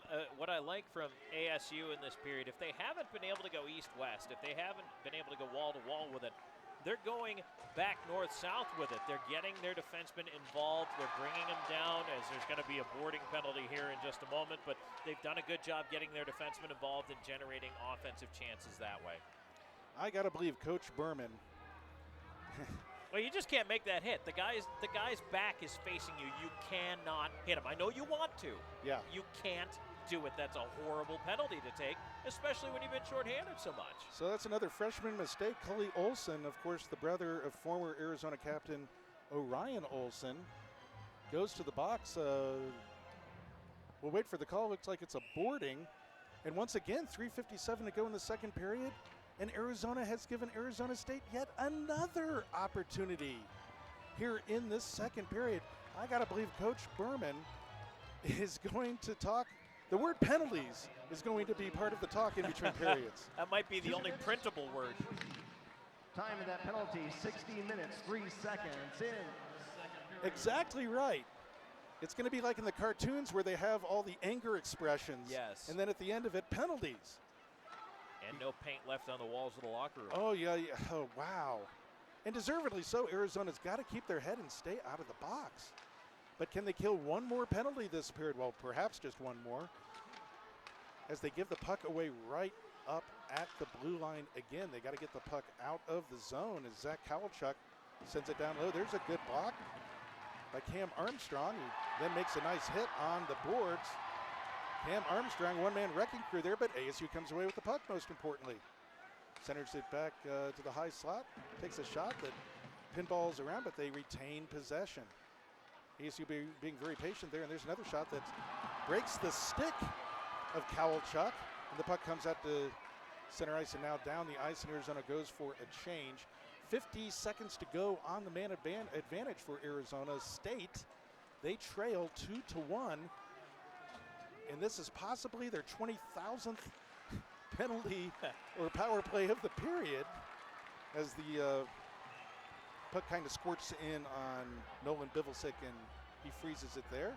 A little bit more discussion about where the teams are going to go to have some ice cream after the game. Well, it's important you get that down. You Well, got to know where you're going. Yeah, I mean, you don't want it to be to the last couple minutes of the game and you don't know where you guys are going to go and buy each other ice cream. Bailey Marshall in on the face-off. And he wins it. He sends a fly ball to center field and comes out of the zone. 30 seconds to go now on this latest opportunity for Arizona State. They've played a good, steady, disciplined game here. Arizona's been the team that has lived in the box, but they were able to clear it down one more time. 15 seconds to go on the power play. Can Arizona kill off yet another one? This is like playing with rattlesnakes, Tom, as there's a shot that bounces around, but can the Cats get it out? Looks like the power play is over. The Cats have the puck, but they give it up, and ASU comes in, sends the puck wide. Looks like they have some tired Cats out there. They got to get possession of the puck and get this out as the puck comes inside and just goes wide. Now can Arizona chip it up and out? They do. Let's see if this goes far enough for icing. No icing. 1:37 to go in the game, or in the period rather. We're in the second period. 1:30 to go in the second period. Arizona with a 2-1 lead. Here comes Josh Larson down the slot. A backhander. Nice defensive stick there by ASU as Josh Larson was coming down and tried to score with the backhander. There's a good hard clear off the ice. Arizona needs to do more of that. Another turnover. And you give ASU enough opportunity, and Jared Hurl buries it to tie this game. You can feel that coming. You absolutely could. You can't give a team so many opportunities and not expect them to come through on one of them. Bivelsick beaten cleanly by Jared Hurl. And we're all tied up, and with 1:11 to go in the period. It was Arizona who scored in the last minute of the first period, and that really does affect the mentality of teams when they head into the box. It really does. It's an amazing truism of hockey that scoring near the last minute of a period. Well, I mean, Tim, ASU's got to go into the locker room with all the confidence in the world right now. If this score doesn't change, hey guys, we did pretty well. We got another goal that period, and you know what? U of A's been handing us power plays. Let's just stay patient, do what we've been doing, and maybe we come out ahead at the end of this. Now Arizona just needs to get to the intermission tied. We're tied 2-2. ASU's been very scrappy and finally took advantage of an opportunity given to them as Arizona tries to get another shot in this last minute, but ASU's going to pick the puck up and slow things down. Now just 35 seconds to go in the period. Jack York with the puck. Sends it to his own blue line. and now up to center ice. Thought that puck hit the bench, but it just kind of pinballs around near the bench and now goes in behind Nolan Bivilsek. Cats pick it up, 17 seconds to go in the period. Let's see if they're going to call this an ice. Are they going to wave this? They're going to wave this off, rightfully so. 11 seconds to go in the period. We're all tied up at 2. ASU's got to feel great about themselves heading into the second period intermission. And there goes the whistle. We have 2 periods in the books between number 16 Arizona and number 24 Arizona State. And we're all tied up at 2-2. Here are the shots. 12, Arizona with 8. The score after 2 complete periods of play. Here. So Tom, that was, I think Coach Berman would say an awful period for the Arizona Wildcats. I think they're very fortunate to be out of here after 2 periods of play tied at 2-2. They were in the box almost the entire period, the majority of the period, and they kept denying Arizona State, but Arizona State then had a good break, a clear shot that beat Nolan Bivilsek, and we're all tied up at 2. Well, a lot of undisciplined penalties, Tim, for sure, and that really hurt U of A, and it made them have to kill and made them have to burn a lot of energy. The giveaways hurt as well, and you were harping on that in the second period. That led to some great chances, as there's actually an exchange with the coaches there going off the ice. But that, to me, Tim, was one of the biggest points, is that U of A failed to clear the zone. ASU's breakout was simple, it was controlled, and when they didn't have a play, they just put it back out to center, and then they went and tried to win the puck back. And that leads me to my third point, the battles. Being physical is only part of a hockey game. You can knock a guy on the seat of his pants as much as you want, but if he takes a shot and scores from the seat of his pants, you've still lost that confrontation. And that's what U of A has not figured out yet. They're winning the physical war as far as throwing hits, but they are not getting the puck out. They are not possessing the puck off of those plays, and sometimes it leads them into the box. Yeah, and Arizona State, just like last night, kind of hanging around, doing what they can do, not trying to do what they can't. But, if you're Arizona, do you know how you can play this game? I mean, I'm talking about how the officials are going to call it, because they spent almost the entire period in the box. I'm not sure if they know what it is they can and can't do. And also, Arizona might have, they do have talented freshmen, but have you noticed the parade of bodies to the penalty box have been those freshmen? Yep. They've been in critical situations. They're making freshman kinds of mistakes, at least if you want to talk about heading to the penalty box and giving the opponent a power play. Those freshmen have to settle down. If Arizona's going to win this game, they have to stay out of the penalty box. Well, you can be aggressive and be physical without taking penalties, Tim. And that's something, teams have figured out ways to do it, where right now U of A is not working towards that end. They're trying to throw so many big hits. They're trying to intimidate so much through throwing those hits that's what they're focused on. It's like, I got to drive this guy through the glass. No, you have to put a hit on him, maybe bump him. Sometimes all you can do is a push if you have a situation where the guy's facing away from you. But you have to come out with that puck. And that's just not something we've seen U of A do here. And it's more for me about the kind of hit you're going to throw.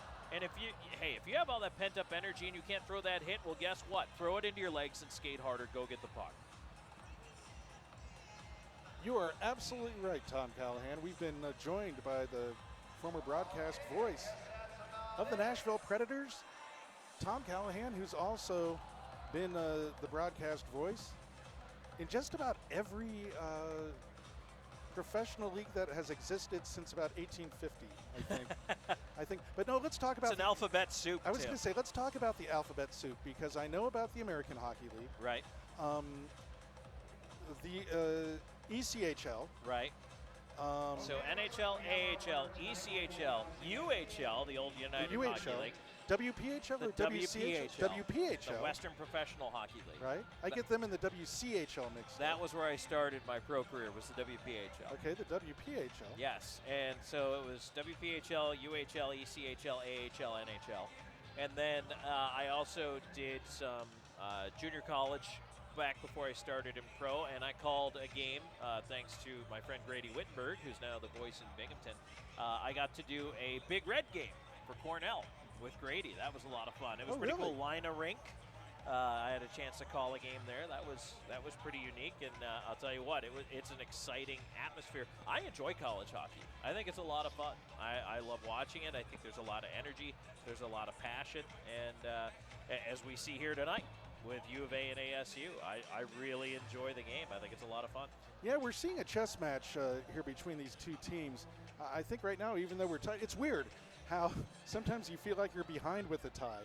I feel like the Arizona Wildcats are behind with this 2-2 tie because ASU is playing more the style of game that they want to play than the U of A is playing their style, especially that second period where it was just, it was like a bunch of floats, a parade to the penalty box for Arizona. Okay, you're in the locker room and you've got a very young team who just spent a period in the box and kind of chasing guys around but not getting the puck. What do you say to them to come out and play this pivotal third period at home? It's the last home period in a month. What do you say? What do you say if you're the coaching staff of the Arizona Wildcats? First of all, stop with the retaliation and stop with the bad penalties. If a guy is not facing you, if you're looking at his numbers on the back of his jersey, don't hit him. And if you do hit a guy, don't stand there and try to lord it over him. Work to get the puck, and that's really what U of A hasn't focused on. They focused on the hit and not the possession of the puck, and that's what they need to do far more of in the third period. The problem is, Tim, that, yeah, there's stick work out there on both sides. I mean, neither one of these clubs is innocent, and the passion runs high with the rivalry game, but I think ASU has done a better job of controlling its temper as a whole, and they've reaped the reward of many power plays in the second period. They converted on a chance right after a power play, and you know what? They're in this hockey game right now. And as you said, if you're ASU, maybe it's a 2-2 lead heading into the third period because they really benefited from the mistakes U of A made. But Tim, if you're only going to give me one thing that I could tell U of A, it's puck possession. They have to do a better job with the puck in every part of the ice. Now, if you're Arizona State University, am I right in saying just keep doing what you're doing? Yeah, poke the bear. You get in the corner, I mean, give them a little extra because they're calling the retaliation. Keep playing with that edge. Keep it simple out of your own zone, which is what they're doing. Their breakout is, it's not fast, it's controlled, but they're hitting their passes. And U of A is trying to just bust the puck down the ice. They're trying to skate it down the ice and use their speed, which, I mean, is great, but they're not generating chances off the rush based on, I think the Zamboni just hit the door. Oh, boy. Just hit the open door. Whoops. I hope that's still going to close and function properly. Boy. Have you ever had a door that just, like someone's going over and looking at the door. Have you ever had a door that the hinge didn't just quite hang right? Yeah, I think we're gonna see here in a minute if the door to the Arizona entrance and exit to the ice is going to close. There's a lot of concerned people going over now. I'm concerned from up here. Looking at because the door. That door does not look like it's on there. Hey! Well, did it close? All right. It looks okay. I actually, Tim, so when I was at Elmira in the United Hockey League, we had a glass breakage delay. The Zamboni drove into the corner and it exploded a pane of glass. Oh, God. And unfortunately, because of the way it hit it, it also bent the stanchion and bent the boards. Oh, God. And so it was quite a delay until we were able to play the next period because they had to really do an on-the-spot repair of the entire thing. You know, further than that, Truly Nolan is the sponsor of the Zamboni, and it's got the little ears on it, and one of the ears is flopped off because of that hit. so we have a casualty. We have a mouse casualty here with the Zamboni in between the second and the third period. That might have been the hardest hit we've seen so far. Yeah, and you notice nothing was called. Right, no call on that one. So is Arizona State doing a little bit of rope-a-dope on Arizona? Is Arizona State? I mean, they're not doing anything fancy. They're not. No, I don't think I'd even call it rope-a-dope. I think I'd just call it playing their game. Honestly, I think they're just playing their game, and they're doing a good job at it. look, are they the more talented team? Maybe not, but they are definitely getting the benefit of playing more as a team. And again, if UFA is going to keep putting themselves in the box, ASU, you don't work nearly as hard on the power play as you do 5-on-5 or shorthanded, and that's to their advantage. Well, the scoreboard doesn't care about talent. The scoreboard cares about how many goals you score, huh? That's true. So we were 2-2 after 2 periods of play. It sets up to be another classic third period between this great rivalry. I just want to say, Arizona leads the all-time series in 40 years against Arizona State. 141 wins, 86 losses, and 10 ties. The longest win streak for Arizona was about over 12 years, a 62-game win streak. And I saw all 62 of those wins. And actually, I remember when the streak was broken, that was by Greg Powers playing in goal for Arizona State. Greg Powers, a fine player and a really good coach as well. He's now the head coach of the NCAA Division I ASU hockey team. He's the one actually about 20 years ago broke that long winning streak for the University of Arizona and then turned their program around and led it all the way to NCAA Division I status. So that's a little bit of U of A versus ASU history, because this is the 40th anniversary season for University of Arizona Wildcats hockey. I want to thank Tom Callahan for joining us here for the second period. He did so last night.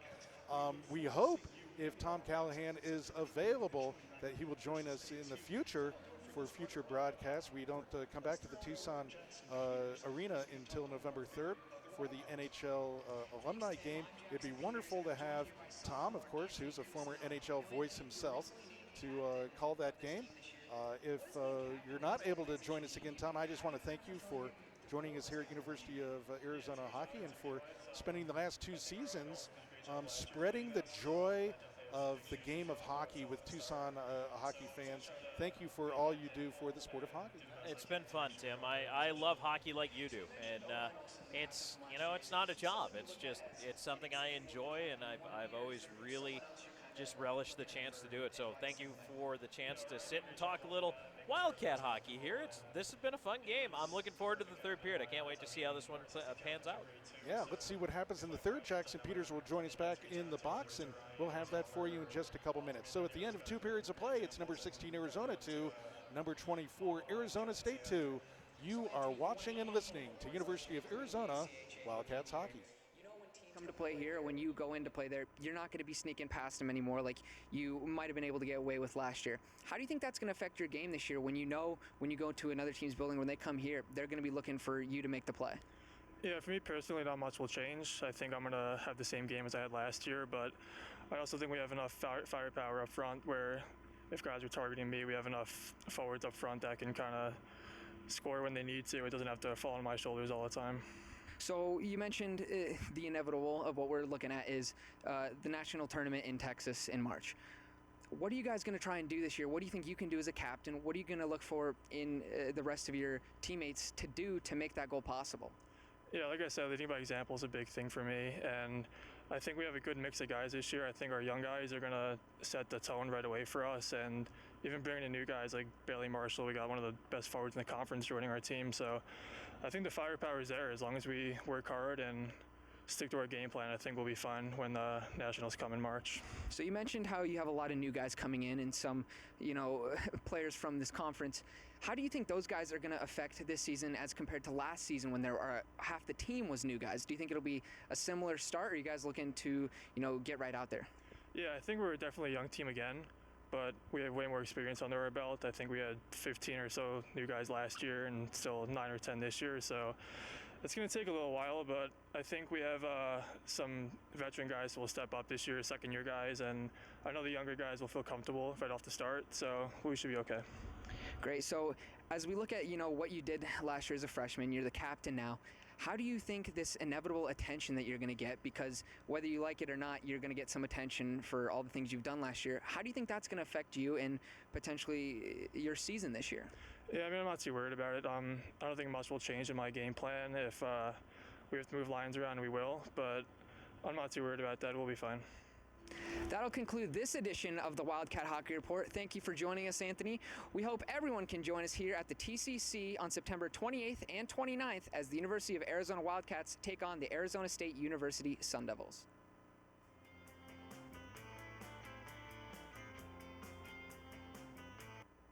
Your hockey team, your Arizona Wildcats. Tickets for Arizona hockey are now on sale. Your hockey team, your Arizona Wildcats. Call 791-4101 for tickets now.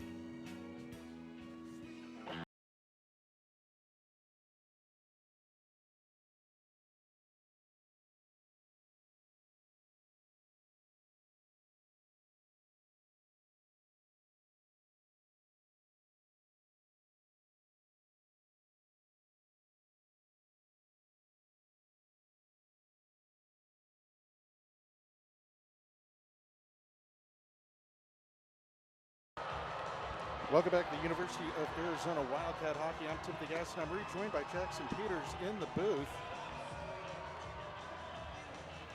It's 2-2 after 2 periods of play as Sun Devils take the ice. They got to be feeling very good about themselves after that second period, Jackson. They played almost the entire period on the power play and even this one up at 2-2. Yeah, when you leave a team on the power play for such a large portion of the game, they're bound to score. you know, a clock is right twice, a broken clock's right twice a day. You know, if you give them that many chances, even though they haven't been a great power play unit, they're gonna score eventually, and that's exactly what they did.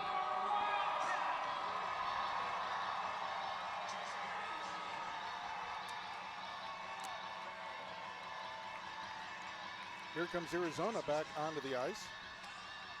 This will be fascinating to see how such a young team responds, Jackson. Many of those talented freshmen actually spent the second period in the penalty box. They have to stay out of the box. They have to cut down on those mistakes.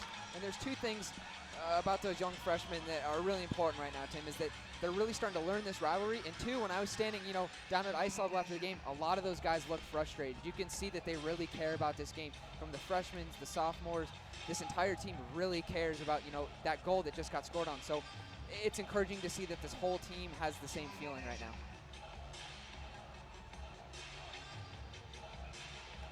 Thankfully, we start the period 5-on-5, Jackson.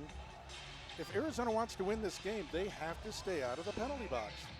Yeah, and a lot of that has to do with their emotion. They just need to keep everything under control in this final period. You know, get a quick goal, and then just stay out of the box, play smart, and play clean.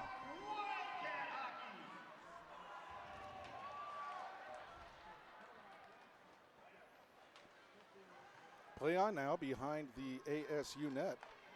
Joshua George, playing in his first game of the season for ASU, has played very well, but Arizona hasn't gotten enough rubber on him, not enough shots on goal to really test George. Each team has dented the twine twice. As Josh Larson tries to go for the puck there, but it was just out of his reach. Who takes advantage of their opportunities, and can Arizona stay out of the box? That should be an offside. Oh, it's called onside. And we continue on. Here's, in a sense, a cross-ice pass right across their zone, and are very lucky to get that out, Jackson. The dangerous passes where, you know, you just look up for a quick second and you just send the puck across the ice. You know, these Sun Devils, they can move. They can get in the seams when you make a pass like that. ASU slows this down. They want to play a slow, deliberate game. It's worked for them so far. It kept them really close. That should be an ice. It is an ice, and we'll have the puck come right back to the ASU zone.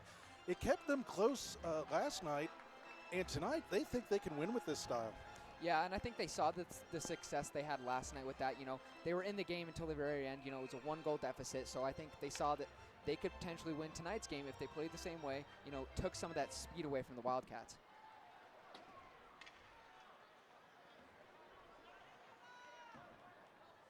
Play back on now is one of those talented freshmen. Matthew Hull digs for the puck in the Arizona zone, but it comes out to the blue line. ASU picks it up there. Anthony Cusinelli now with the puck. Sends it over to Ethan Stalyuth.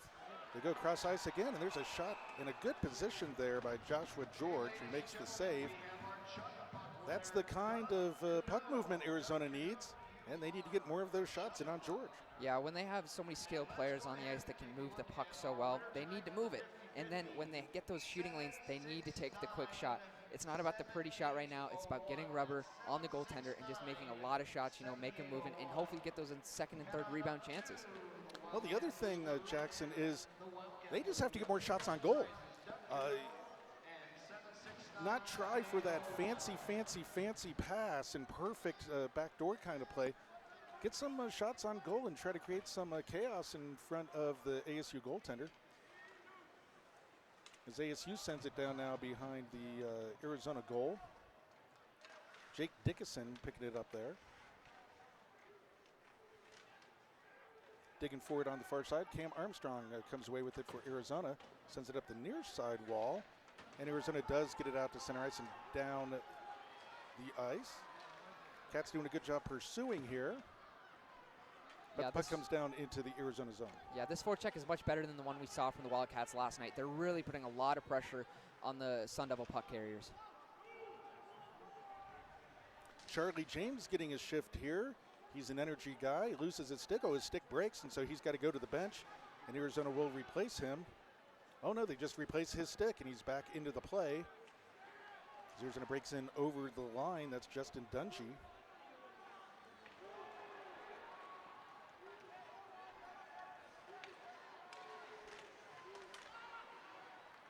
And the puck pokes out to center ice. ASU's going to have to vacate, so they're not called on a delay offside.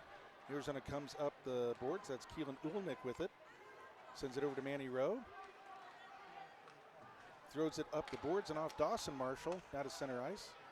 Kyle Wade comes back the other way, one of those freshmen. Dipsy doodle move, backhander. Misses the net. Comes up the near side.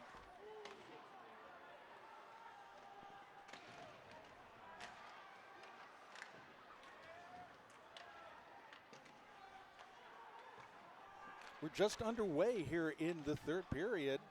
3.5 minutes into the third period. We're all tied up at 2. Arizona has to stay out of the box here. Have to have cool heads, execute their game plan. ASU playing a very steady game. Very steady game, but the Cats are having great puck possession right now. You know, they just had about 30 seconds in the zone where the Sun Devils could not get the puck out. So if they can continue to do that, get the puck down deep and keep it in their zone, good things will happen.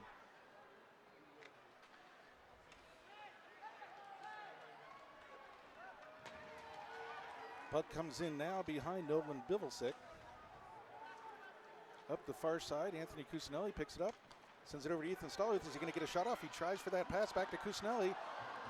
Good puck movement. It bounced off of Joshua George. I thought he made the save, but it bounced off, and now ASU comes back on the counterpunch. ASU over the line, and there's a shot. A nice pad save there by Bivelsick, and it comes into the near side boards. Picked up by the Cats there.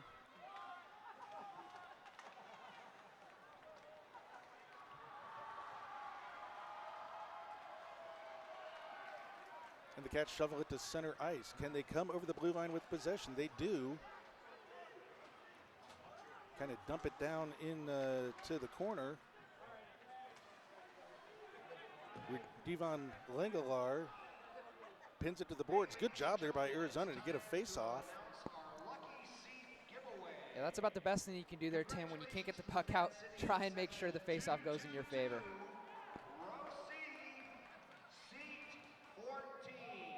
5:02 gone in the deciding period of this game, the second of a 2-game series at home here against Arizona State. We're all tied up between Arizona and the Sun Devils, 2-2.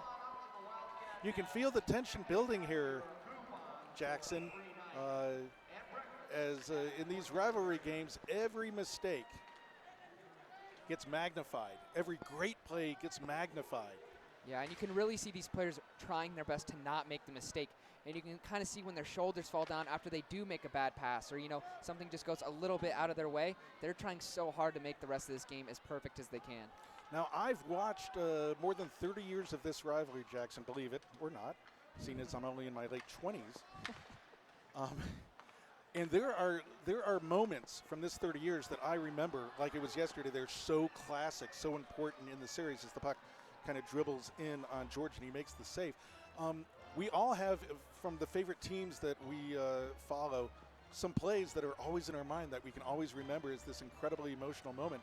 And there have been such dramatic moments here between Arizona and Arizona State, especially in this building, that I remember so much. And now when you got a tie game with 14:24 to go in the game, it's one of these two teams that's going to create that kind of moment. And that's what a great rivalry is all about. Of course, the Arizona fans hope that the Wildcats can come up with the play. And you have to wonder if the players are kind of dwelling on that right now, if that's affecting their play. You know, do they want to be the hero? Do they want to make sure they're the guy that isn't making the mistake that leads to the other team's success? Well, we've all seen that in big rivalry games. Sometimes guys don't want to be the guy. They don't necessarily want to be the guy who wins it, but they don't want to be the guy who loses it. Yeah. So play continues on. Under 14 minutes to go in regulation. Now we do have overtime in college hockey. Oh, and there's a big hit on Justin Dungy, and the ASU bench liked that. As they come back away with the puck. And a shot on goal that just missed. Wow, that just missed the far side corner. Good opportunity for ASU, but Arizona comes back with it. Knocked off the puck was Max Mayer. And it's just flipped back into the Arizona zone. That's a good play. ASU goes for a partial change. Oh, and they give the puck away right on the corner of the net. Can the Cats get on it? They do. Very dangerous there in their own end. Yeah, who makes the mistake at the critical point? And that's one of those mistakes. You know, he just loses the puck behind the net. There's 13 minutes left in this game. You know, they might have a chance to come back, but if he loses that puck there, that's a really good scoring chance for the Sun Devils, and they, luckily for the Cats, they just weren't able to get a handle on it. Face off to the left of Nolan Bivelsick for Arizona. It's Wes Freiberg in on the face-off, another freshman. You know, Coach Berman is developing these players so quickly, these freshmen, by playing them in important times and having faith in them, and that's going to pay dividends as we get into the second semester for sure. But right now we're looking at the next 13:05 of the third period. And you talk about this confidence that Coach Berman's putting in these players, that pays off so much in gelling this team together and getting a lot of these freshmen acclimated to this, you know, this new league, all these new players, you know, playing in this big building. It's a huge thing to have a coach that's on your side and really believes on you, you know, when you're so new to a team. Face off again to the left of Nolan Bivelsick. One by Arizona. It's got to go at the boards, got to get out, and it does, and it goes down. It did not go far enough for an ice.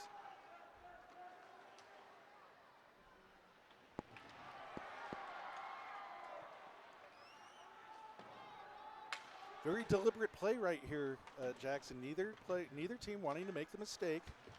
And one of them is going to have to generate something, and we have a whistle.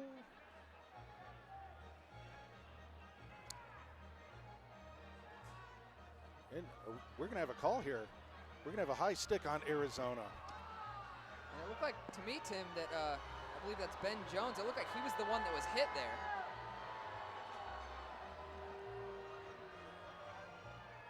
Ben Jones goes in for a high stick. Another one of those freshmen. Yeah, boy, it's of all the stuff that's been let go in this game, that seems like an odd call, but Arizona's got to live with it. Ben Jones, 2 minutes for high sticking. Time of that penalty, 7 minutes, 20 seconds in the third period. So a big kill and a big opportunity for Arizona State here. So they have the man advantage for the next 142. Puck goes to the side of the net. Cam Armstrong couldn't find it. So ASU sends it down low, tries to send it into the slot. Cats can't get it out.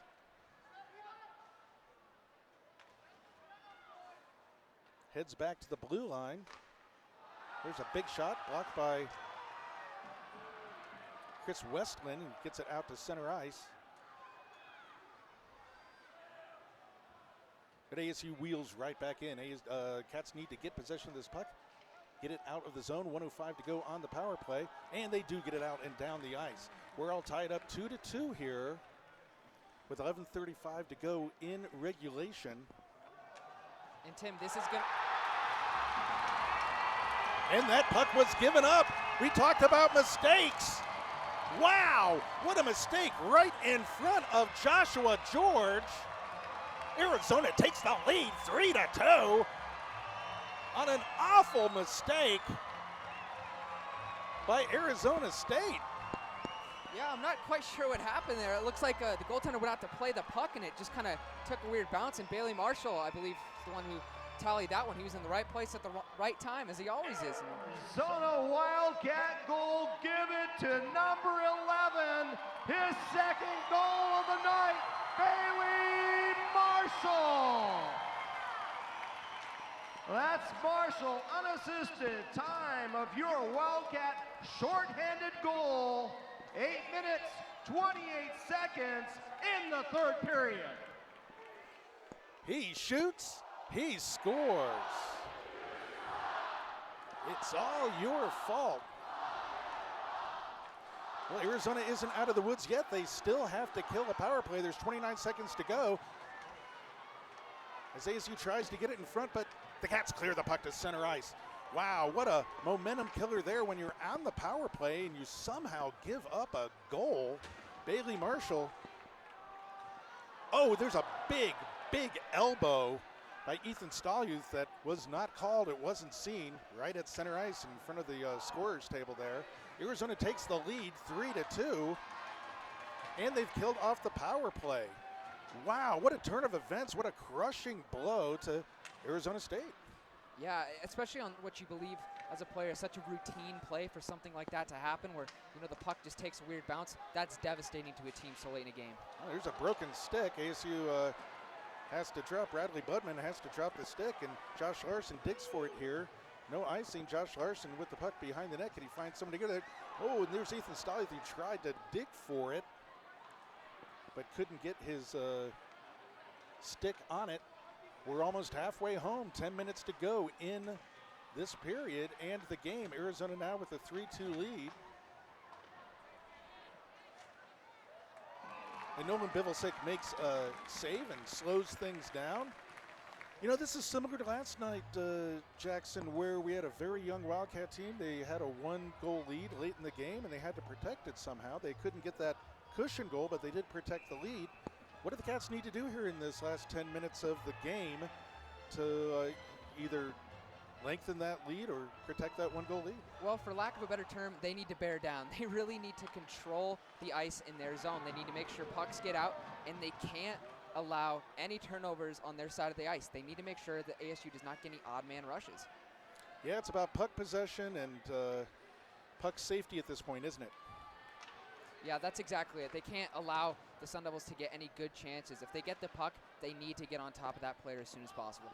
The coaching staff is over there saying to the Wildcats, you must stay out of the box. You must stay out of the box. And that's going to be really important here, especially as tensions heat up on both sides of the ice. Arizona State's really frustrated right now, and you can see that. Yes. And you don't want the Wildcats to get dragged into that and just share that same emotion. You just got to stay cool and protect your lead with 9 minutes left in this game. 9 minutes exactly left in the game. As the puck comes out in front. Oh! Anthony Cusinelli had a whack at it, but he missed it. Strike one. He was in a good position there, and we have another whistle. We got a cross check. And Arizona's going to go back into the box. I did not see the play, but I just know it's called on Arizona. It's just I didn't see the play, but you just know it's called on Arizona. Indeed, it is. Yeah, that seems to be the way this game's going right now, Tim. And the Cats are going to have to find a way to battle through that. That's Kyle Wade. No, let me check that. Charlie James, our lone senior, in the box with a cross check at a critical time. 8:49 to go in the game. We'll wait for the call here. Wildcat on number 23, Charlie James. 2 minutes for cross-checking. Time of that penalty, 11 minutes, 11 seconds in the third period. Exactly what we were talking about, and I'm sure the coaching staff was talking about. Stay out of the box. No reason to cross-check someone with the 1-goal lead late in the third period. No, there isn't. There's some necessary penalties, and here we go some more. Boy, the referee's not going to call this. Here's an ASU player. He just took 2 whacks. I think that's Jacob Lester, number 10, just took 2 whacks right to the face of Chris Westland, trying to bait him into something. I don't think this referee's going to call him for that. He is not. Wow. Talk about letting them play. Westland showed great reserve there and not retaliating, because surely he was going to be called for retaliation. You always see the retaliation for sure. The referee wasn't looking right at the play like we were, but now something is being called. I think we got an unsportsmanlike on the Arizona bench.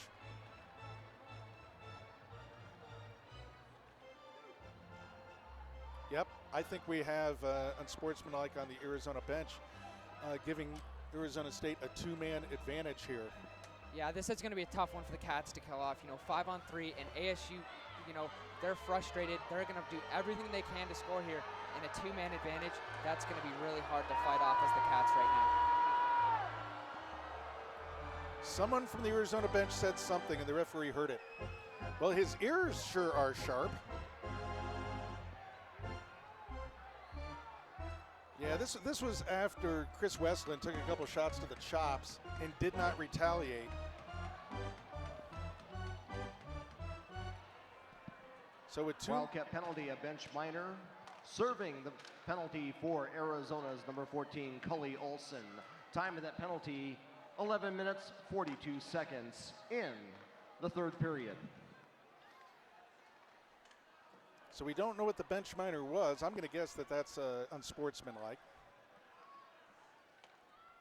Someone said something unhappy with the officiating.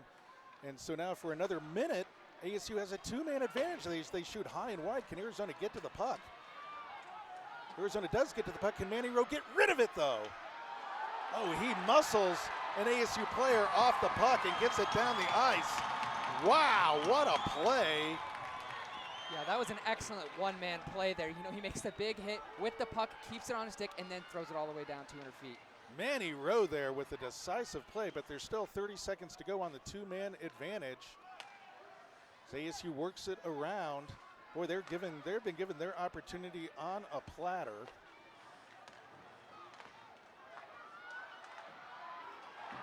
As the puck bounces off of Bivelsick, Cats thrown to the ice. 14 seconds to go on the two-man advantage.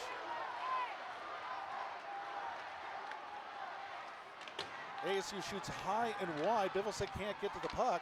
It's behind the net. The first penalty is now over. Charlie James is back on the ice. Can the Cats clear the puck? They do.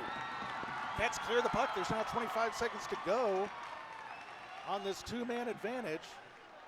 What an amazing turn of events. And being able to kill this penalty off would be just as much momentum for the Wildcats as a goal would be for the Sun Devils right now. So if they can do the next 10 seconds, this will be huge. 10 seconds to go in the man advantage. How do I know this is U of A ASU? The pit of my stomach is churning. That's how I know. Now that penalty is over, and the Cats now break out with the puck. Here's Bailey Marshall with the puck coming one-on-one. Can he send it over to Chris Westland? He takes the shot himself that goes wide. Westland now with the puck. Sends it up and in. Oh, it just misses. Marshall with the puck again. Sends it down low. Almost a great opportunity right after that. Marshall has to go off. We'll go for a partial change here. Where that Arizona player made sure that Marshall was right at the bench before he came over. He didn't want to get too many men. I think with how this game's being called, they have to be so careful. But ASU's getting up some speed here at center ice. Cats need to take the man and get the puck. They do. 5:30 to go in the game. We're back even-handed. ASU not able to score on that two-man advantage. A decisive moment in this game.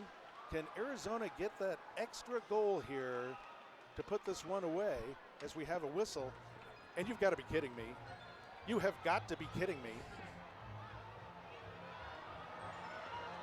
Jake Dickinson now is in for a slash. And I didn't see that one, Tim, but by the crowd's reaction, it doesn't sound like anyone's going to be too pleased with that call. And it didn't look like Jake Dickinson was too happy with it either.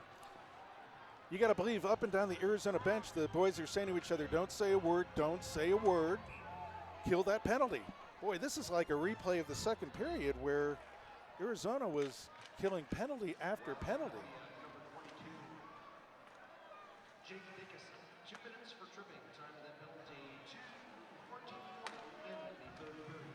How many opportunities can ASU be given in this game? So we got 1:40 to go on the latest power play opportunity for Arizona State. Can Arizona get possession of the puck and get it out? So ASU tries to step out in front. It's poked to the near side corner. Poked away again. Can Bailey Marshall get it out of the zone? Oh, he sends it into the glass. Are they going to call a delay of game on him? They don't. I think that was a delay of game. I don't think that got deflected out of out by an opposing player, but I think there would have had to been armed guards to get the refs off the ice if they had called that. Yeah, so. I think that's one that they're just going to have to let slide. That's amazing because that was a penalty to call. I think, although it could have been deflected. No, from our vantage point, perhaps the referee saw that it was deflected out of play. Still 1:16 to go on the power play, and the puck comes out to center ice. Well, Arizona State won't be able to say they didn't have opportunities in this game. They've had plenty of opportunities as we're down to the last minute of the power play. The puck comes out to center ice. Yeah, and that's exactly it. They're making so many you know, the U of A is creating so many chances for ASU right now. They're just handing them power plays. You know, the refs are, you know, calling a lot of penalties. ASU has had so many chances, and they just cannot find the back of the net.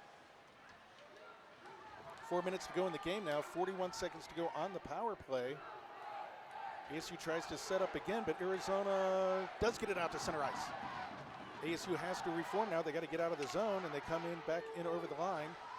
Cam Armstrong with the big hit there. Cats come away with it. Can they send it? They got to be careful with this puck. This puck has to get out, and it does. Bounces in on Joshua George, who's played great here tonight in his first start for ASU this season, but he trails by a goal with 3.5 minutes to go. My tummy is churning with the drama here. This is classic Arizona State hockey, Jackson. Yeah, and as a fan of either team, what more can you ask for in a game? There's been a lot of excitement, a lot of goals, and you know, it's coming down right to the last minute. ASU has played really a great game. I mean, they've just played a wonderful game here. Down to 3 minutes to go in the game. There's a freshman with the puck, and he's got to get that out, and he does. 2:55 to go in the game. Arizona, 16th ranked in the first rankings. Arizona State ranked 24th. Arizona with a 1-goal lead. Can they hang on here? Now remember, at the conclusion of the game, Jackson Peters will be at center ice to talk to the star of the game. There's a great opportunity for ASU that goes high and wide. And head coach Chad Berman. That's immediately following the game. And then about 10 minutes later, head over to the Wildcat Facebook page where we'll show the press conference from the coaches' room. Cats break in over the ASU zone. ASU blue line and shoot the puck wide. Now down to 2:11. We'll keep an eye and see if Joshua George is going to come out of the net. Arizona has possession of the puck. That can't happen. Cats come over the blue line. And they shoot, they score! They shoot, they score! Arizona scores! Max Mayer!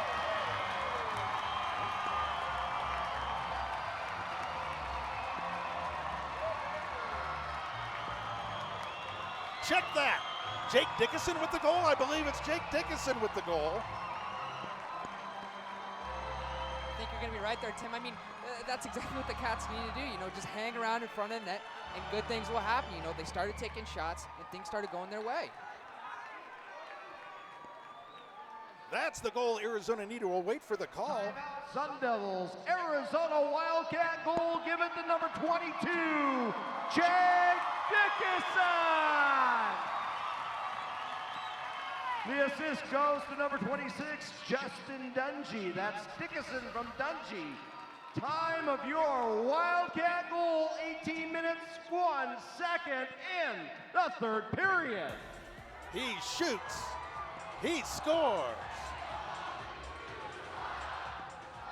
It's all your fault. We were waiting for that definitive play that would separate these teams. Jackson and Jake Dickinson gave us that shot from the high slot.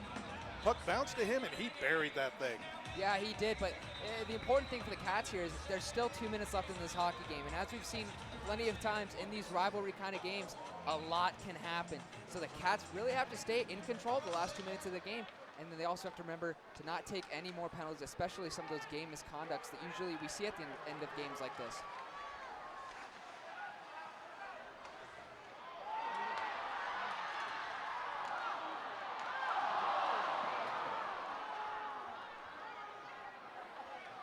Play continues on, and ASU's gonna have to pull their goaltender here soon. There's still 1:35 to go in this game. Arizona has to stay out of the box if they can for 1:35. But now, Jackson, I wonder about some silly stuff at the end of this game. ASU is going to go down if they drop this one to 1-5. Oh, and we see some stuff before even the drop of the puck. The referee just looked at that and looked away. I think you got to send someone for that kind of stuff. Yeah. With 1:35 to go to keep that from happening. Yeah, you need to set the tone, and both teams really need to think about, you know, you don't want any game misconducts at the end of this game. Here's a shot that gets kicked off and out of play. A good stick save there by Nolan Bivelsick. So the Oregon's playing hey, hey, goodbye, but this is just the second of 6 home games against ASU this year. Of course, we'll end the first semester here against ASU in early December, and then we'll end the season against ASU as well. But U of A would, if they can hold on here, would be up 2-0 in the Cactus Cup Series, which they currently own. Now we got to make sure that everyone plays some smart hockey. The Cats just send the puck in.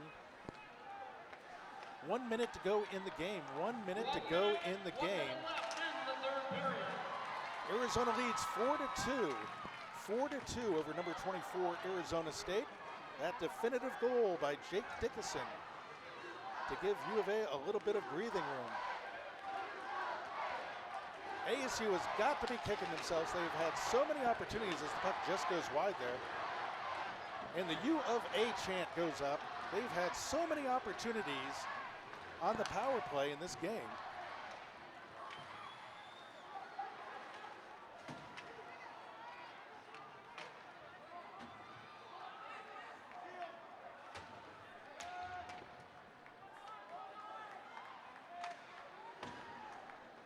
Down the last 15 seconds of the game, and the puck is right in front, but Arizona comes up with it. One more clear. This should do it. Let's hope that nothing else happens here.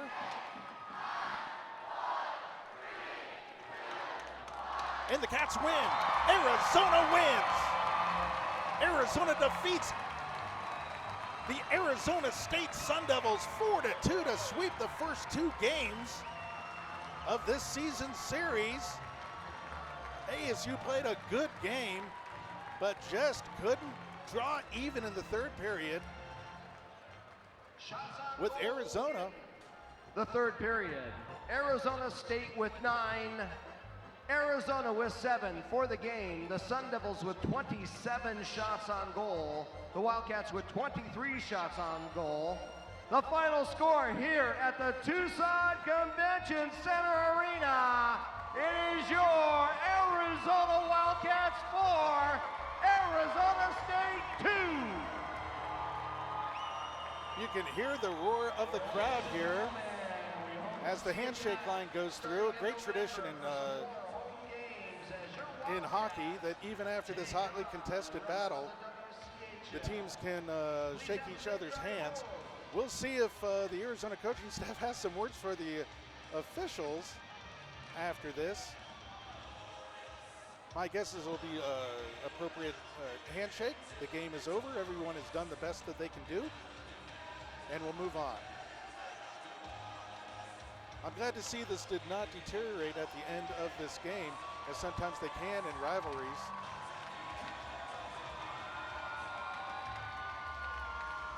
Good sportsmanship by both teams, and it's a 4-2 victory for the University of Arizona over Arizona State. In just a moment, we'll head down to our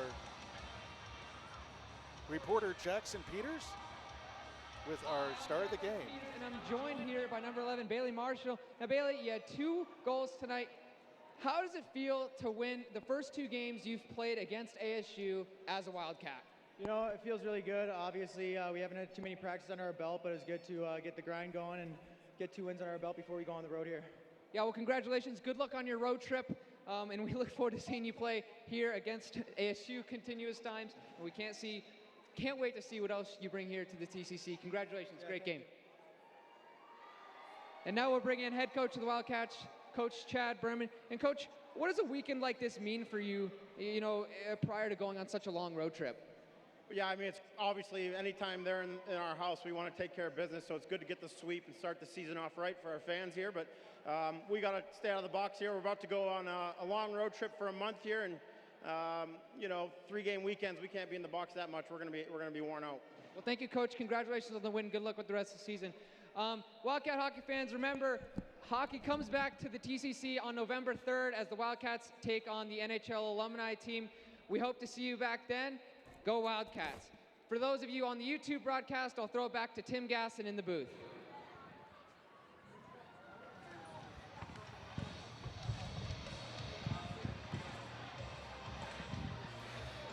So the Arizona Wildcats hold on to defeat number 24 Arizona State by a score of 4-2. For Arizona, we had two goals by Bailey Marshall, the transfer from Central Oklahoma. Now, Bailey Marshall has scored in every single U of A game he's played in so far. He's played in 3 games, and he has, let's see here,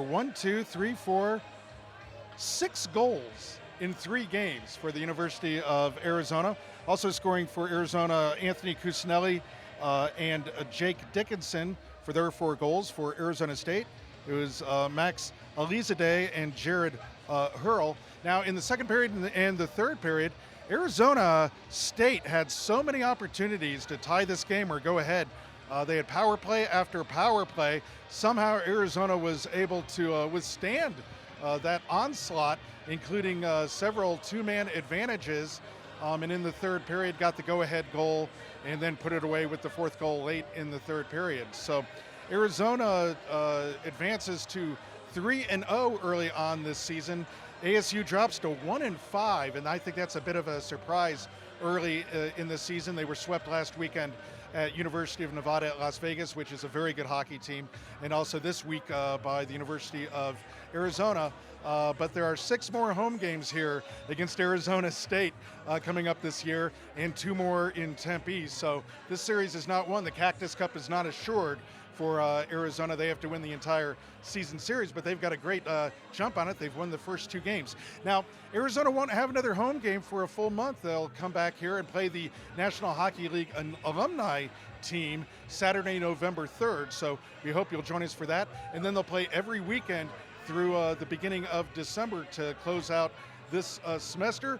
They're on the road for 9 straight games over the month of October. But keep checking in on the University of Arizona Wildcat Facebook page for updates on how they're doing on the road, and also our Twitter feed, Instagram, and all this other social media we do, and also our YouTube video page, because we'll continue to have video updates and a new coaches show, a new Wildcat hockey report as well. So that'll do it for us here from the Tucson Arena in the second of the 2-game series to start the home season for the University of Arizona against Arizona State.